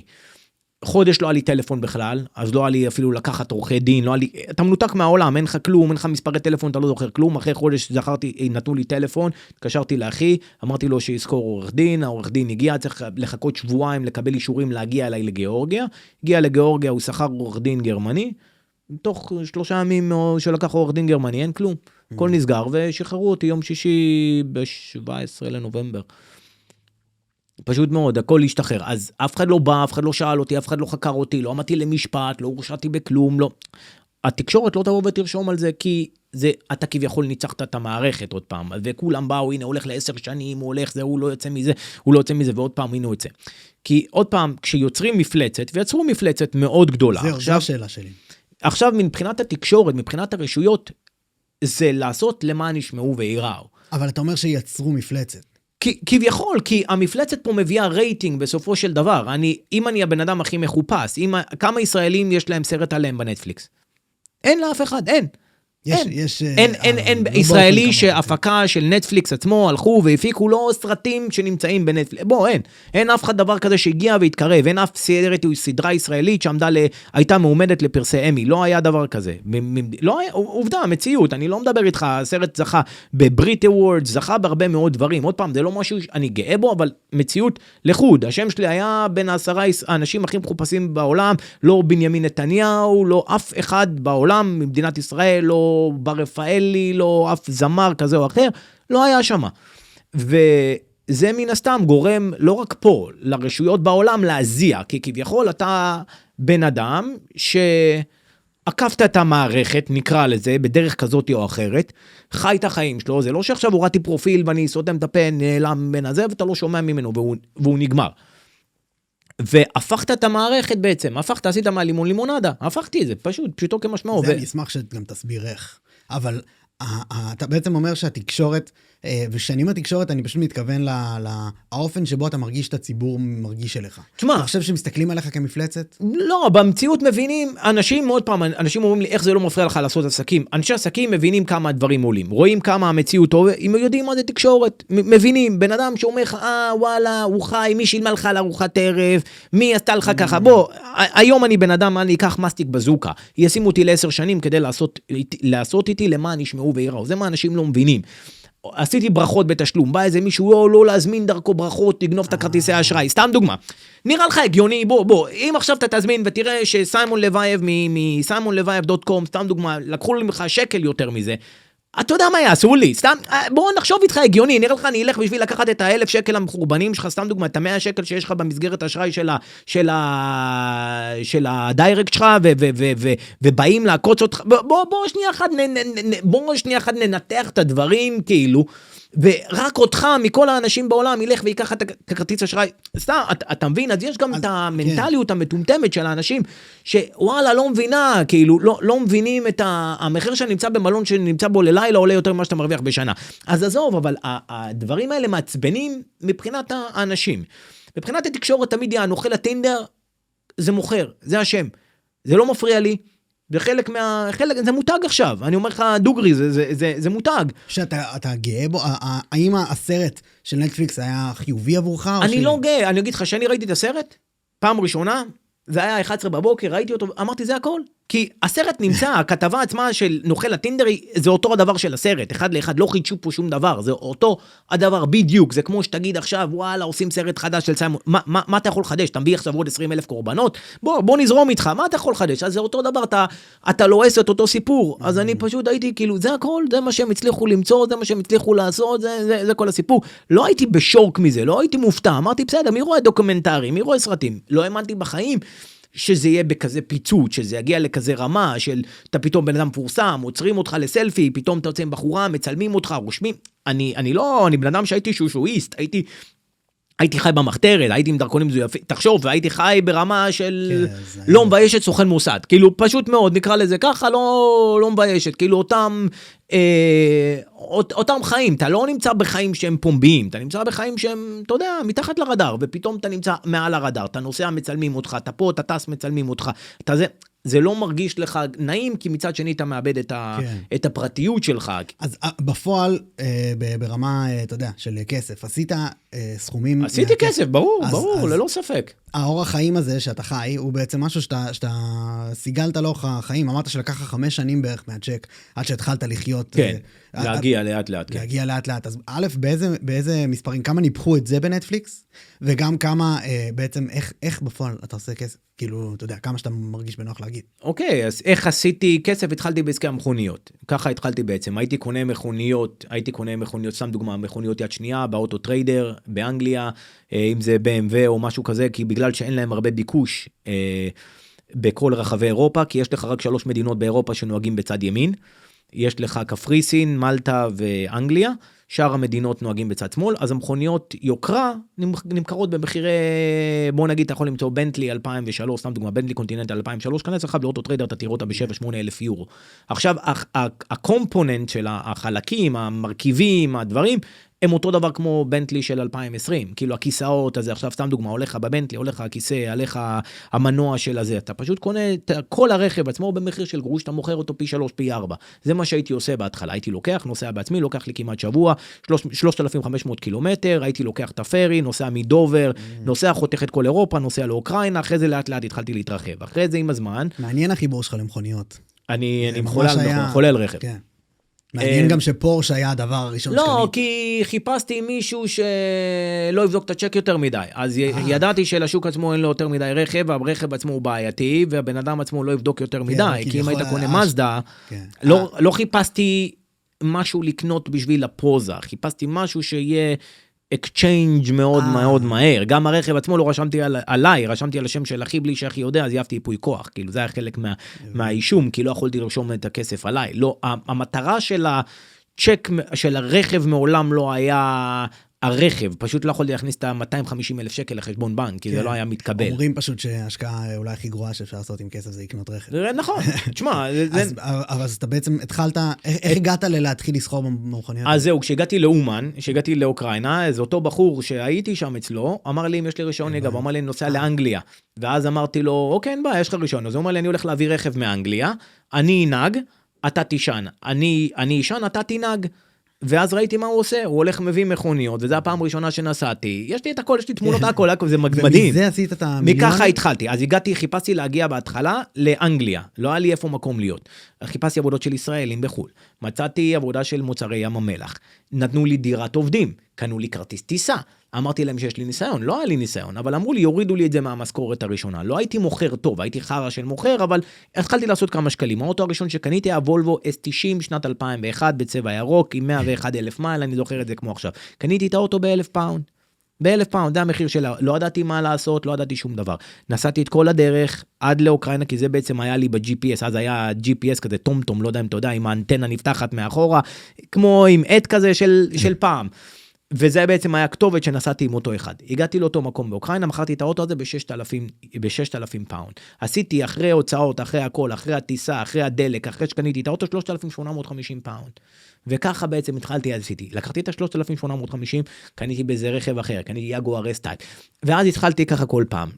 כמובן שנתקע לי מכוניות, עקצו אותי, היה לי בלגנים. אבל לאחר כמה חודשים שעשיתי את זה, לא הייתי עושה את זה כבר בעצמי. הייתי הולך מביא מסעית, עושה את זה, מוכר, אחרי זה לוקח 30% דיפזיט. עם הדיפזיט שאני לוקח מהם, אני קונה את המכוניות, אז אני לא צריך להשקיף כסף משל עצמי. כמה זמן לקח לך מהרגע הזה להפוך בעצם אני עושה כסף? הכסף עצמו הראשון שעשיתי, היה לי בן אדם, הייתי בקהילה יהודית קצת, ב-2001 היה רייטס בלונדון עם לבנים, והיה הרבה מהומות מאוד גדולים, שרפו בתים, שרפו הכל, הייתי בקהילה היהודית, הייתי בבית כנסת, בא אליי בן אדם, ביקש ממני הלוואה של 40,000 פאונד. אמרתי לו, למה אתה צריך את ההלוואה? הוא אמר לי, יש בית שהיה בו שריפה, הבית עולה 87,000 פאונד, אני רוצה לקנות אותו, לשפץ אותו, אמרתי לו, אין בעיה, אני לא אתן לך את ההלוואה, ניכנס שותפים.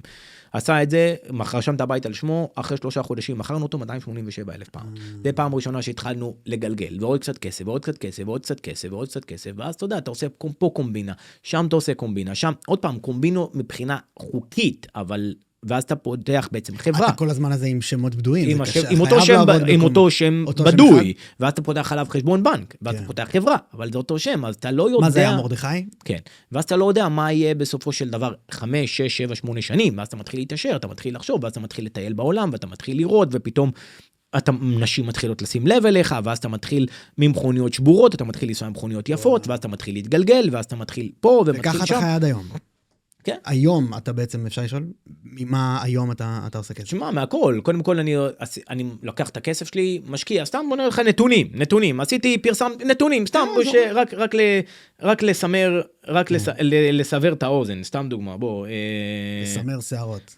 סתם דוגמה. תשמע, הפרסום עושה את שלו, אני כתבתי ספר, אמרתי, אני לא יודע אם מצליח, אני אנסה לעשות ניסיון, נראה בכלל מה מי. הלכתי, פתחתי חברה יהודית. אוקיי, פתחתי חברה יהודית בשביל הספר, הלכתי, כתבתי את הספר בעצמי, הכל, אמרתי, תשמע, לא יודע, מי קונה ספרים, מי עושה, מי זה. אמרתי, אני אפרסם את זה באינסטגרם שלי, אני אעשה כאילו פרי-אורדר, נראה איזה שפות, עשיתי כאילו מספר שפות, נראה מי, אם מישהו בכלל יקנה, אם יתעניינו, כאילו כמה אנשים כבר יקנו, כתבתי את הספר במקור בעברית, כי זה שפת האם שלי, ואז עשיתי לו תרגום מן הסתם לאנגלית, אבל לפני שבעצם הוצאתי את הספר, אני בעצם עשיתי לו פרי-אורדר, רציתי לדעת מה הנתונים בכלל, ומה הסדר גודל שאני עומד, ודקה, אני רק אראה לך. מעניין ממש. ובוא, בתוך פחות משבוע, זה עכשיו? לא עכשיו, עשיתי את זה לפני תקופה, בתוך פחות משבוע, זה היה המחירות של הספר, $13.79 מיליון. אשכרה. מעל 500,000 ספרים הוזמנו, ולא היה לי בכלל ספר. $13.9 מיליון. 500,000 ספרים נמכרו, רק מהאינסטגרם שלי, בלי שקל ממומן, בלי כלום, תוך פחות משבוע. זה הכוח של השם נוכל הטינדר. כן, כי אנשים אומרים, רגע, ספר, ומה, והוא נוכל. עכשיו, אנשים מסתכלים, יש גברים שרואים בן אדם, וזה מה שאני לא מבין, עד היום, אני לא מבין בן אדם שמצטלם איתי, ושאלתי מישהו, למה אתה מצטלם איתי? יש לי כביכול שם, אומר לי, לא, אני רואה בך בן אדם שמנסים להוריד אותו, והוא מסרב לרדת. כן, עברתי דבר או שתיים בחיים, לא אגיד לך אני גאה בהכל, אבל יש פה נחישות. אבל לא הייתי אומר שאתה מכיר את ג'ורדן בלפורט, זה מכיר אותו, לקחתי. זה לא זה, כי אתה לא היית מלמד אותנו איך בעצם לעקוץ נשים. אז אני לא בא ולהגיד, עוד פעם, אתה חושב שזה לעקוץ נשים, אז אני לא בא, אז אני אומר, עוד פעם, זה לא עכשיו לבוא... הוא עשה מהאשכרה, עשיתי הונאות במיליונים, עשה מספר. יופי, אז כן היה לי דברים, שאם זה ההשתמשות בדרכונים זויפים, אם יש לך פה קטע של תחכום, אם יש לך פה קטע של... ברור שיש פה, אני לא אגיד לך שלא, אני לא אגיד לך שאני סתמים, ברור, בהתחלה זה התחיל בתורך הישרדותי, גם עכשיו, אני קיבלתי את ההערה בעצם, ששאלת אותי, רק עכשיו כאילו סוג של נפל לי הסימון, אני אומר לך את זה כאילו עכשיו, אני מדבר על זה כל הזמן, אבל רק עכשיו ששאלת אותי בפודקאסט, אמרתי בעצם, לא היה לי אופציה אחרת, זה בעצם מה שגרם לי להצליח, אני לא יכול לחזור אחורה, אני חייב להתקדם רק קדימה, זה בעצם, עד לרגע זה בעצם... ידעתי את זה, נקרא לזה ככה. אני אתן לך את זה כמשל, שבעצם אני חושב על זה בהרבה הקשרים של דברים שאני עושה, שבעצם ברבוסה, אני לא יודע אם אתה מכיר אותו, בעצם אחד המגלי ארצות, שהגיע לא, בעצם, סליחה, התבלבלתי. ברבוסה זה קפטן קפטן מזה, לא, למה התבלבלתי? כי זה משם, כי הזהב האצטקי, שהוא תמיד זה של קורטז himself, זה מה שהוא אומר, ברבוסה. קורטז, זה אחד המגלי הארצות הספרדים, גילה את אמריקה, אז... כשהוא הגיע, ממנו מגיע המונח שהוא שרף את הספינות, כדי שלא יהיה דרך לחזור, ואז אין לך ברירה, ואז בשם מתחיל לך ניצחון. זה טריק פסיכולוגי חשוב. כן, ואתה לא יודע מה קורה 5-6 שנים, אתה לא חושב שעכשיו, תשמע, אני אצליח בכאלה רמות, אתה מצליח עכשיו, כמה שזה נשמע, כסף זה כמו מגנט, ברגע שאתה מתחיל, זה זורם אליך, אתה לא חושב עכשיו רגע אחורה, זה לא, אז אתה עושה פה 200, פה 300, פתאום יש לך עוד עסקה, אתה מכיר עוד בן אדם, אז יוצר לך... אז אתה חי מה-13.9 האלה, אתה בעצם זה... אז אני אומר, זה לא, אתה לוקח את הכסף, אתה משקיע אותם, אתה עולה לך עוד רעיון, הנה, סתם דוגמה, התחיל זה, יצא לרעיון, הרעיון של העורך דין שלי, אני אגיד את זה דוגרי. העורך דין שלי אמר לי, תשמע, אתה משתמש בפסמים, אתה משתמש בזה, בוא ניצור את זה בושם. עכשיו בעורך דין שלי בוא ניצור את זה בושם, שאתה יוצא מהכלא וזה, תיצור את זה בושם, שהוא בעצם הריח שלך, זה מה שעזר לך להביא את הבחורות, זה הסלוגן שלך. הנה אני אומר את זה פה, לא משנה, הקהל שלי הוא לחול, אז לא יודע לדבר את זה באנגלית. אז תגיד שאתה הרבבת כמה פסמים, כמובן מוצר פרימיום, מוצר שנשאר כל היום, בן אדם קונה מוצר, עכשיו גם אם לא משנה לבושם קוראים לו סיימון לוייב או נוכל לטינה, לא משנה מה, אתה קונה את הבושם במחיר של $100-130, מחיר שהוא אטרקטיבי, הבושם עצמו הוא טוב, מוצר טוב, מה זה משנה מי מאחוריו, אבל זה המוצר הראשון שהבושם עשה את הבן אדם, ולא הבן אדם עשה את הבושם. אז אתה יכול להגיד חד משמעית בגדול, שנטפליקס עזרו לי, העיפו לך את הקריירה. עזר לי, ללא ספק. תדמית טובה.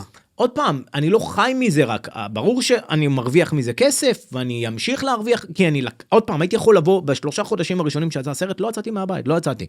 נכנסתי לתוך תוכי, זה היה קפה, לא ידעתי, פתאום 1,000,000 חשבונות מזויפים, פותחים לך ברשתות החברתיות, שזה לא אתה, מציעים כל מיני דברים בתשלום, אתה מקבל הצעות מפה, תאילנד, הצעות לתוכנית הרווק, ולרוקדים עם כוכבים בעולם, אני מדבר איתך, בסכומים דמיונים של כסף, $20,000, תעשה גוגל, לבדוק, $20,000 תגיע רק למועדון, לעשות אפירנס, נשלם לך טיסות, נשלם לך מה שאתה לא רוצה, ארוחת צהריים עם דלווי, עם אנה דלווי, שעשו עליה את הסדרה, לא רציתי לעשות מלא שיתופי פעולה, מלא דברים כאלה שאתה רוצה, ברמות של קנה מידה עולמי, שאף אחד בישראל לא, בארץ רואים נוכל, בחול רואים את זה בתור את הרוקסטאר, כאילו אני אומר לך, אנשים מדברים איתך. זה ממש מעניין, זה בעצם השאלה שלי גם ממקום, אתה אומר, יש הבדל, בחול רואים אותך כרוקסטאר, בארץ רואים אותך כנוכל? בוא, לא נוכל, כאילו התקשורת בארץ לא מפרגנת, נגיד, כמו התקשורת, נגיד, בחול, לך, אם זה אלק מונפולי, לוגן פול, בוא נראה לך אותו, נקשר אליך ביום הולדת שלו, בפייסטיים וזה, וכולם עפים עליך, וזה סיימון, ואו אלוהים, ברמות כאילו של אנשים מחכים לפגוש אותך, שכים, שולחים לך, אז אנשים גם, אנשים אומרים, תשמע, רגע, יש פה בן אדם עם שכל, לא משנה, עשה, לא עשה. נפגשתי פתאום עם המפיקים הכי גדולים בעולם, מגיעים אליך לישראל, להיפגש איתך, אנשים בא אליי ברט רטנר, מי שהפיק את ראשאוור, את פריזן ברק, את הנמלטים, וזה, מתקשר אליי, אני אראה לך פגישות וזה, פתאום וואלה, אני מעריץ את האנשים האלה, את הזה, הם עושים פרויקטים מטורפים, הסדרות הכי אהובות עליי, אנשים שמפיקים את זה, באים, יושבים את זה איתך. ומה בארץ? ישראל אף פעם, בכללית, אני גם, ישראל בחיים לא חייתי פה ממש. ישראל, אני חייתי בארץ, כי נתקעתי פה, היה קורונה, הרי לא רציתי לבוא לארץ. החזירו אותי לארץ ב-2019 בשביל ההסגרה. השתחררתי ב-2020, היה קורונה, לא היה טיסות, לא היית יכול לצאת מהארץ. אז היה לי בת זוג פה, אז היה בעצם עד אמצע השנה בכלל לא היית יכול לטוס. ואז היה חצי שנה לפני הנטפליקס, העורכי דין שלי יצאו לי, אמרו לי, תשמע, תהיה מקורקע, עדיף תהיה בארץ שלא לך זה, בוא נראה שזה יצא, נראה מה יהיה הבאז, תחכה כמה חודשים, ואז נצא, לא עכשיו יבואו, ואז סתם יעצרו אותך רק בשביל לבדוק, לעשות משהו, כדי למען ישמעו ויראו, ואז אתה יודע, התקשורת, לצערי הרב, התקשורת הם אלה שמכתיבים את הסדר יום, לא רק בישראל, בכל העולם. בעולם מסתכלים על זה בתור אינטרטיימנט, זה בידור, מבין? אף אחד פה לא זה, יש את המילה allegedly, הבן אדם עשה ככה, הבן אדם עשה ככה, לא משנה מה, תבין את זה.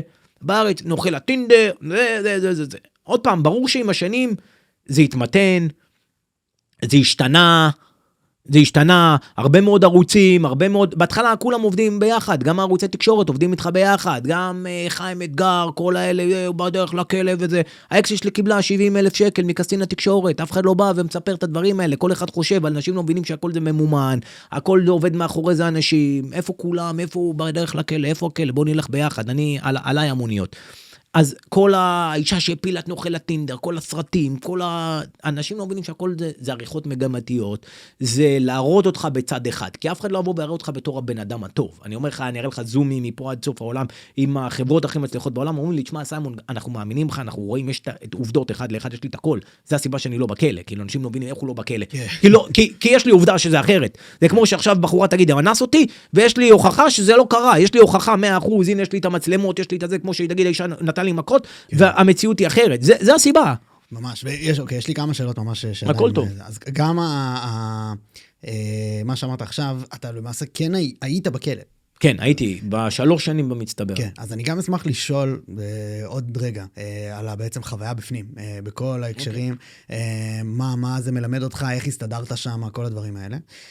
אבל שאלה שהעסיקה אותי מהרגע שבעצם דיברנו בנושא, מה הדבר שאתה הכי מתבייש בו, שעשית כדי להסתתר בשלב הזה של הבריחה? מתבייש בו.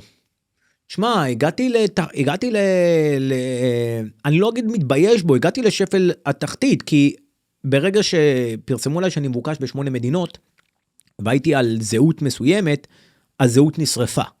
עכשיו שיש לך כרטיסי אשראי, זה בעצם ביקן, כאילו, אתה יודע, זה עוד GPS שמאתרים אותך, אז אתה פתאום מגיע, הכסף שלך היום נמצא באופן דיגיטלי, אתה תמשוך בכספומט, תראו אותך במצלמה, יראו אותך פה. עכשיו אתה לא יודע מה להאמין ומה לא. כשהתפרסמה כתבה ב-2019, אמרו שאני מבוקש ב8 מדינות. אני כן ידעתי שאני מבוקש, אבל לא ידעתי עד כמה המצב. אז אני הסתתרתי בצ'כיה, ווואלה, פתאום כשיצאה כתבה, אף אחד לא היה שם לצידי, אנשים ששמחתי עליהם, חברים, פתאום כולם, אף אחד לא עונה לך, לא רוצה לדבר איתך, ואתה מגיע לשפל תחתית. היה לי רכב שם שהזכרתי, והייתי חייב להחזיר אותו, כי הרכב היה מושך עיניים, אז הייתי צריך לקחת איזה רכב, אבל לא רציתי שהרכב יראו, כי הדרכון הזה בעצם נשרף. עכשיו, איך אני יוצא מפה, שלא ידעו שבכלל נכנסתי לפה. וכרטיסי אשראי אין, אז זרקתי אותם כדי שבכלל לא יהיה עליי שום דבר, אם יתפסו אותי, הרי גם כשעוצרים אותך, נגיד עוצרים אותך עם דרכון מזויף, זה אישום אחד, אם תופסים עליך רישיון נהיגה, ותופסים עליך כרטיס, אז זה עוד דברים שיש לך, שהם בעייתיים לצערי הרב, אתה מבין? אז יהיה לך עוד אישומים. אז איך אתה בעצם שפל? מה נראה פה? הגעתי לשפל שוואלה, לא היה לי אפילו כסף לאוכל, לא היה לי כסף לכלום, כולם פתאום היה לי, אבל לא היה לי גישה, כי היה לי בחשבונות בנקים וזה, אבל לא היה לי איך לגשת לכסף. מה עושים בשביל לשרוד? זה בעצם... אז וואלה, לא היה לי קל, היה לי עוזרת שעזרה לי, היא בעצם הזכירה לי איזה דירת Airbnb באיזה מחסן, באיזה חור, רשמתי את זה גם בספר שלי, ושם בעצם היה לי ניסיון התאבדות, שלא צלח. נתליתי על התקורה, והקורה נשברה, לאחר מכן נסעתי לקחת כדורים עם אלכוהול, 3 ימים הייתי מחוסר הכרה, וגם לא צלח, ואז אמרתי, תשמע, אני נלחם. האקסיט שלי, אז הייתה בת זוג שלי, ההורים שלה הרחיקו בינינו, העלימו לה את הטלפון, כל הטיפת כסף שהיה לי, שכרתי חוקר פרטי, וזה גם מה שהביא אותי יותר לתחתית, כדי למצוא אותה, להגיד לה את האמת. עקבו אחריה והצלחתי ליצור את הקשר, להסביר לה שכל הסיפור הזה הוא בעצם לא נכון. היא עזבה את המשפחה שלה, הלכה איתי, ואז היה זה יום שישי אחד, היא הייתה צריכה תרופות לקנות, וזה היה איזה 290 יורו, ולא היה לי את הכסף. התחלתי לבכות, לא יודע, ואף אחד לא עזר לי, והיה לה טבעת, והטבעת הזאת היא משכנה אותה, ואז היה לנו קצת איזה שבוע לשרוד, והצלחתי לה שאני אקנה את הטבעת, לא משנה, אחרי זה שבוע הצלחתי לתת איזה ייפוי כוח לעוזרת שלי, הצליחה להיכנס לבנק, לא הצליחה זה, הדברים הסתדרו, קניתי את אותו טבעת במקום 3,000 יורו, ב9,000 יורו בחזרה, משם נסעתי ליוון, הדברים התחילו קצת להתאזן, נרגעתי, הסתדרתי קצת, ואז נעצרתי, אבל זה בעצם היה שפל המדרגה, כאילו, שאני יכול לומר, כי אנשים בעצם עזבו אותי, וגם האמת היא עכשיו, גם במאסר שלי האחרון, עכשיו, שאנשים, אתה רואה את האמת, שאתה במצב שאתה צריך עזרה, ואתה צריך שמישהו יהיה שם בשבילך, ואתה רואה שוואלה, שיש לך באמת, זה רק המשפחה, זה רק האנשים הכי קרובים שלך, מעבר לזה כל אחד הוא מונע מאינטרס כזה או אחר, ואני מודה לאלוהים של באמת, היה לי את הדבר הזה, שזה קרה לי, ובעצם עברתי וחוויתי אותו, המאסר האחרון שלי היה קשה ביותר, הכי קשה שהייתי בו, כי קודם כל בידיעה אתה במצב אחר, אתה בן אדם מאוד מפורסם, זה משהו אחר. דבר שני, כל מה שידעתי שאני הולך בעצם ל10 שנים. אני חושב בדיוק כשנעצרתי שבוע לאחר מכן נהפכתי להיות בן 35, ואמרתי מה אני אצא מהכלא בגיל 45, כאילו איזה חיים יש לי, עכשיו תשמע, לא עשיתי כלום, כאילו אומר לך דוגרי, על חרטה, על אוויר. ואז פתאום, אתה יודע, כאילו, לא היה לך פה משפט צדק, אתה מבין שצדק זה כוכב בפלנטה אחרת, זה אין צדק, זה יעשו ממך למען ישמעו ויראו, זה כאילו להוריד את הראש שלך, כדי שאנשים אחרים לא יעשו, כי כולם יכתבו עליך. אפילו שאתה לא מגיע לך להיות באותו סיטואציה. ווואלה, זה לא היה קל, זה היה קשה, אף אחד לא דיבר אנגלית, תנאים, ליטרלי רוסיה, תנאים, הכלא הכי קשה שהייתי, תנאים לא תלאים, ואין לך אור, אני לא אשקר לך, אין אור, אתה לא רואה אור, והעורכת דין שלי, הגיאורגית, הייתה אומרת לי, לא, תשמע, אני לא רואה את זה, תכין את עצמך ל4, 5, 6 שנים, ואתה רואה כל החיים שלך מתהפכים, וכולם עוזבים אותך. כן, טוב, שוב מיליארד שאלות, אבל גם ספציפית פה, רק איך בסוף זה יתקצר? כי בסוף לא היה כלום, זה היה סתם, היה צו, שהצו בעצם לא היה עדכני, לא היה בו כלום, שבסך הכל השם שלי יופיע. וזה לקח חודשיים. כי חודש לא היה לך טלפון, אחרי חודש אתה צריך ליצור, אני צריך עורכי דין שייצגו אותי, אז איך אתה יודע איזה עורך דין לקחת?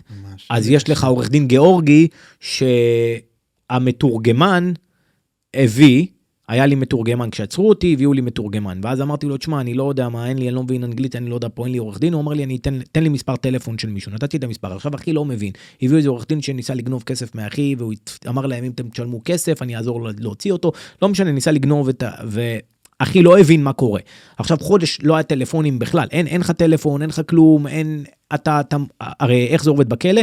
אתה עצור, ואז בעצם הכלא פותח לך חשבון, סוג של חשבון בנק, ועם כרטיס. עכשיו לכרטיס הזה, אתה צריך להפקיד כסף, אבל אתה צריך טלפון כדי להתקשר למישהו. עכשיו ששמים אותך בתא, אתה נמצא בהתחלה בתא מעבר, אז כולם הם באותו הליך כמו שלך, אין מישהו שנמצא בתא עכשיו שיושב שם שנה, ויש לו כבר שיחות וזה, וגם אם יש מישהו כזה, הוא לא מדבר את השפה. ואז הם לא נותנים לך להתקשר, ושאתה מתקשר מחוץ לגיאורגיה, ואתה צריך להתקשר לישראל, ולך תבין, ולך תסביר לבני משפחה שלך מאיפה לקחת כסף, ואיזה עורך דין כן יעזור לך, ואיזה עורך דין לא יכול לעזור לך. אז אתה יודע, זה... כי כולם רוצים להיות שם, מצד אחד כל העורכי דין, כי יש פה פרסום דמיוני, מצד שני אתה לא יודע מי האיש הנכון. מי הדבר הנכון? תודה לאל... הכי הצליח למצוא את עורך דין שרון הארי, שוואלה היה השליח הנכון, האיש הנכון במקום הנכון, והוא ידע, הוא עשה את האסטרטגיה הנכונה, ואז הוא אמר, הוא ניסה להגיע אליי, הוא שכר לי עורכת דין מקומית אחרת, כאילו הוא בעצם ניהל את כל התיק, והעורכת דין הוזיזה את העורך דין השני, כי הוא עשה הרבה טעויות, ואז הוא הגיע אליי לגיאורגיה, הסביר לי מה ההליך, מה הולך להיות, ואז הוא רוצה לבדוק מה קורה בגרמניה, במקום שישלחו לגרמניה, ואז זה בהליכים רשמיים שיקחו כמה חודשים, ואז אני יכול להיות תקוע שם עד 9 חודשים, בלי צו, בלי כלום. רק מנהלי. ביורוקרטיה, כן. כן. אז הוא אומר לי, עזוב, אני אסחור עורכת דין גרמניה, אני אסחור זה, יהיה לך ככה וככה וככה וככה, איפה אפשר להוציא, איפה אפשר לקחת כסף, איפה אפשר זה, ואז בעצם הוא הביא עורכת דין גרמניה, ואז אין כלום. ואז בעצם הגרמנים לא ידעו שאני עצור במשך חודשיים. ואז בעצם הביאו את הצו שהוא מבטל את זה, ואז היה יום שישי ממש בערב, ופתחו לי את התא, אמרו לי, אתה הולך הביתה. בלי בית משפט, בלי כלום, אמרו לי, אלך, אתה הולך. ואז העורך דין שלי טס בחזרה, יום שבת, וכן, זהו, ואז השתחררתי, הכל בסדר, אין כלום. כן. אוקיי, גם יש את הכאלה שלפניו, שאני עוד אשמח גם לשמוע, אבל אני רוצה לגעת בנקודת שפל הזאת שתיארת. זה בעצם היה, אחרי הכל, זה היה, אתה יכול למקד אותי בלוח זמנים? הנקודת שפל הייתה 2019, לאחר שיצאה בעצם הכתבה של נוכל הטינדר. הכתבה הראשונה בוויג'י, בעיתון הנורווגי, שזה בעצם חשף את הפרשה. נקרא לזה ככה. וזה בעצם הביל אותך לתחתית הכי, יותר מכל מה שתיארת עם בעצם העוני הגדול. זה בעצם היה העוני כי התחתית, כי קודם כל אתה רגיל לרמת חיים מסוימת. עכשיו יש לך ידידה, אז היה לי ידידה, וואלה שהייתי לוקח אותה לחופשות והכל, ואתה לא מצפה שהיא תתייחס אליך ככה. לא עניין אותי האישומים, זה לא מעניין. מה שכן מעניין, פתאום אומרים לך, אתה מבוקש ב8 מדינות, ואז אתה מתחיל לחשוב, רגע, הייתי במדינות, עכשיו אני נמצא על דרכון מזויף, אז כן יש פה משהו, אני יודע שישראל מחפשת אותי ב1,000,000%, יש לי צו באינטרפול, אז מה קורה, מה הולך להיות פה, אז אתה מבין, פתאום אתה חי כמו פיוג'ט, אתה חי כמו פושע נמלט, במילים אחרות, עכשיו לא רצחת אף אחד, אבל הייחוס של זה, עכשיו מישהו מסתכל עליך באופן קצת מוזר, אתה אוכל תסביך שהוא מזהר אותך והולך למשטרה, כאילו רצחת מישהו. אבל ב-2018 אתה היית בעצם בסי, כן. ואז ממש נפילה הייתה מהירה. ואז משם התחלתי להוריד פרופיל, כי הבנתי שיושבים לי על הזנב, ואתה לא רוצה שאף אחד יישב לך על הזנב, כי עוד פעם, אתה על זמן שאול, כי המשטרה מחפשת אותך. אתה מבוקש. עכשיו, באירופה היה להם את התביעות אצבע שלי, כי הייתי עצור בפינלנד, אז מן הסתם שאתה נעצר, יש להם DNA, יש להם תביעות אצבע, אז הכל. אז מספיק שבמעבר גבול אחד יעצרו אותך, יקחו תביעות אצבע, יצליבו את הדברים, לא רק יעצרו אותך לדרכון, יוסיפו לך עוד אישומים. אז כאילו, גם אם סתם לא יכניסו אותך למדינה, כי הדרכון שלך לא תקין, יוסיפו לך אישומים של שימוש בדרכון מזויף וזה וזה וזה, אז אתה נכנס פה לבעיה. והבעיה הייתה בעצם ממש הקושי הכלכלי, פתאום שאתה נקלעת אליו? לא, הקושי, עוד פעם, מה שהיה בעצם זה מנטלי יותר, כי כן היה לי כסף איתי, אני פשוט בחרתי לשים את הכסף ב-2019, לאחר שכל הפרשה התפוצצה, הורדתי פרופיל, 3 חודשים לא טסתי, לא נסעתי לשום מקום. היה לי מספיק כסף כדי לשרוד, אבל היה לי בת זוג שאהבתי. ואז אתה יודע, ביום אחד המשפחה שלה ניתקו אותנו, כי אמרו לה שאני ככה וככה וככה. בגלל הכתבה באופן ישיר. כן, כן, בדיוק. היה, זה כמו עכשיו, 2000 וזה, היינו ולנטיינס דיי, אני זוכר, חגגנו את ולנטיינס דיי ביחד, 14 לחודש, ב-16 לחודש התפרסמה הכתבה, זה היה יום שבת, וזה כאילו מה שפרוטצת הזה, ההורים שלה יומיים אחרי זה כאילו גילו על זה, זה היה ברוסיה הכתבה, ואז הרחיקו אותה. ואני לא רציתי, אתה יודע, להפסיד אותה, כי אמרתי, קחו אותה לרוסיה, אני לא אוכל להסביר לה לא זה. לקחתי חוקר פרטי, והחוקר פרטי ישב לה על הבית, עד שהיא תצא מהבית, עד שזה, הוא זיהה שהולכת לחדר כושר, ואז בחדר כושר הביא לה את הטלפון, אמרה לי זה, ואז דיברתי איתה, נפגשתי איתה, שכנעתי אותה לברוח מהבית, היא ברחה מהבית, זה היה ממש סצנה מסרט, ממש ברחה מהבית, עזבה את המשפחה שלה, הכל, סבא שלה, הוא איש מאוד מאוד עשיר, או הנשיל אותה מהירושה בגלל שהיא הייתה איתי, ואז היינו ביחד, אבל אז הגעתי כאילו כבר לתחתית, כאילו לא הייתי יכול להמשיך הלאה, ואז הבנתי שאני צריך לעשות פעולה שאין לה חזור, אז אמרתי אני אנסה, כי אם אני אלך לבנק ואני מבוקש, אז יכול להיות שיחכו לי בבנק ויעצרו אותי על שימוש בדרכון מזויף, אז אני צריך לתת ייפוי כוח למישהו שקרוב אליי, אבל לא היה לי אף אחד קרוב אליי, וזה היה במדינה אחרת, אז עוד פעם, אבל פה היה ניסיון התאבדות. היה לי, אוקיי, הכתבה עצמה פורסמה ב-16 לפברואר. תודה לך על השיתוף, כן? לא, הכל בסדר. ב-16 לפברואר 2019 הכתבה. אני עד אז הייתי עם בת הזוג שלי. ב-19 לפברואר, בהתחלה התחבאתי אצלה בבית של המשפחה שלה בצ'כיה. הגיע אליי העובד של הבית שלהם עם אוקס, איך קוראים לזה, עם גרזן, ואמר לי, קח את הדברים שלך, הם הוזיזו אותה ליום אחד לקניות, אמרו לי, קח את הדברים שלך, או שאנחנו מזמינים משטרה, אנחנו יודעים מי אתה, קח את הדברים שלך ותלך. זה הכל, מכאן הכל התחיל. העלימו אותה, ואז אני בעצם התחלתי, כי חשבתי שמצאתי מקום מסתור, לכן גם בהתחלה, לפני שדברים קרו, ידעתי שצ'כיה יש לה בית ויש לה זה, אז אמרתי, מקום אני אשב קצת מתחת לרדאר, כי אני לא אתחיל לנסוע ואני לא יודע מה קורה. כשהכתבה יצאה, זה התפוצץ, אז אנשים שהיו קשורים אליי, פתאום לא ענו לי לטלפונים, לא זה, ואז מן הסתם אני נכנסתי לפאניקה. עכשיו, הכסף שלי, אין לי $1,000,000 במזומן, אתה יודע, אז יש לך כרטיסי אשראי, יש לך זה, ואחר אם אתה צריך מלון, אז אתה תשים, עלו עליך, נגמר הסיפור, ועכשיו בייחוד שאתה חם. אז נסעתי בדרכים צדדיות בהתחלה, לקחתי כל מיני מוטלים צדדיים כאלה, רק לשים את הראש, הייתי בפחד שמישהו, אתה שומע רעשים, אתה חושב שזה עליך, אתה הולך לתחנת דלק, אז התחלתי אז לגדל זקן, התחלתי ללכת עם כובע שמש, והתחלתי להיות. ואז השיא בעצם היה שכולם עזבו אותי והכל, ואז התקשרתי לעוזרת שלי, ולא יודע, לא ציפיתי ממנה, חשבתי שגם היא לא תענה לי, ואז היא אומרת לי, פשוט במילים כאלה, תשמע, לא אכפת לי ממי מוממי, אני יודעת שאתה בן אדם טוב, אני יודעת שזה, אני אעזור לך, הכל בסדר. אני אגיע לצ'כיה, אני אטוס, הגיע מהולנד, ואני אקח בית, אני אסדר לך את הדברים. היא לקחה בית על השם שלה. כאילו זה חור כזה, זה היה כזה כמו אסם כזה, אמרה שאני כרייטר, ואני צריך מקום שקט, שאף אחד לא ייכנס. ואז בעצם היא מחסכה לי את המקום הזה, והלכנו ביחד לשם, החזרנו את האוטו לחברת השכרה, הזכירה איזה אוטו, איזה פורד, איזה משהו שבור כזה, שנראה שלא ימשוך עיניים, שיהיה לי לפחות איך לזוז ואיך להתנהל, הלכה על סופרמרקט, עשתה לי קניות שיספיק לי שם לאיזה 2-3 שבועות, ואז מן הסתם התחלתי לקרוא את הכתבות, והכתבות הגיעו לישראל, והתחלתי לקרוא את התגובות, ואתה יודע, זה נכנס בי חזק, ואז אמרתי, תשמע, אין לי סיבה לחיות, כאילו, במקרה הכי טוב אם אני יעשו ממני למען ישמעו ויראו, ואז אני אשב בכלא.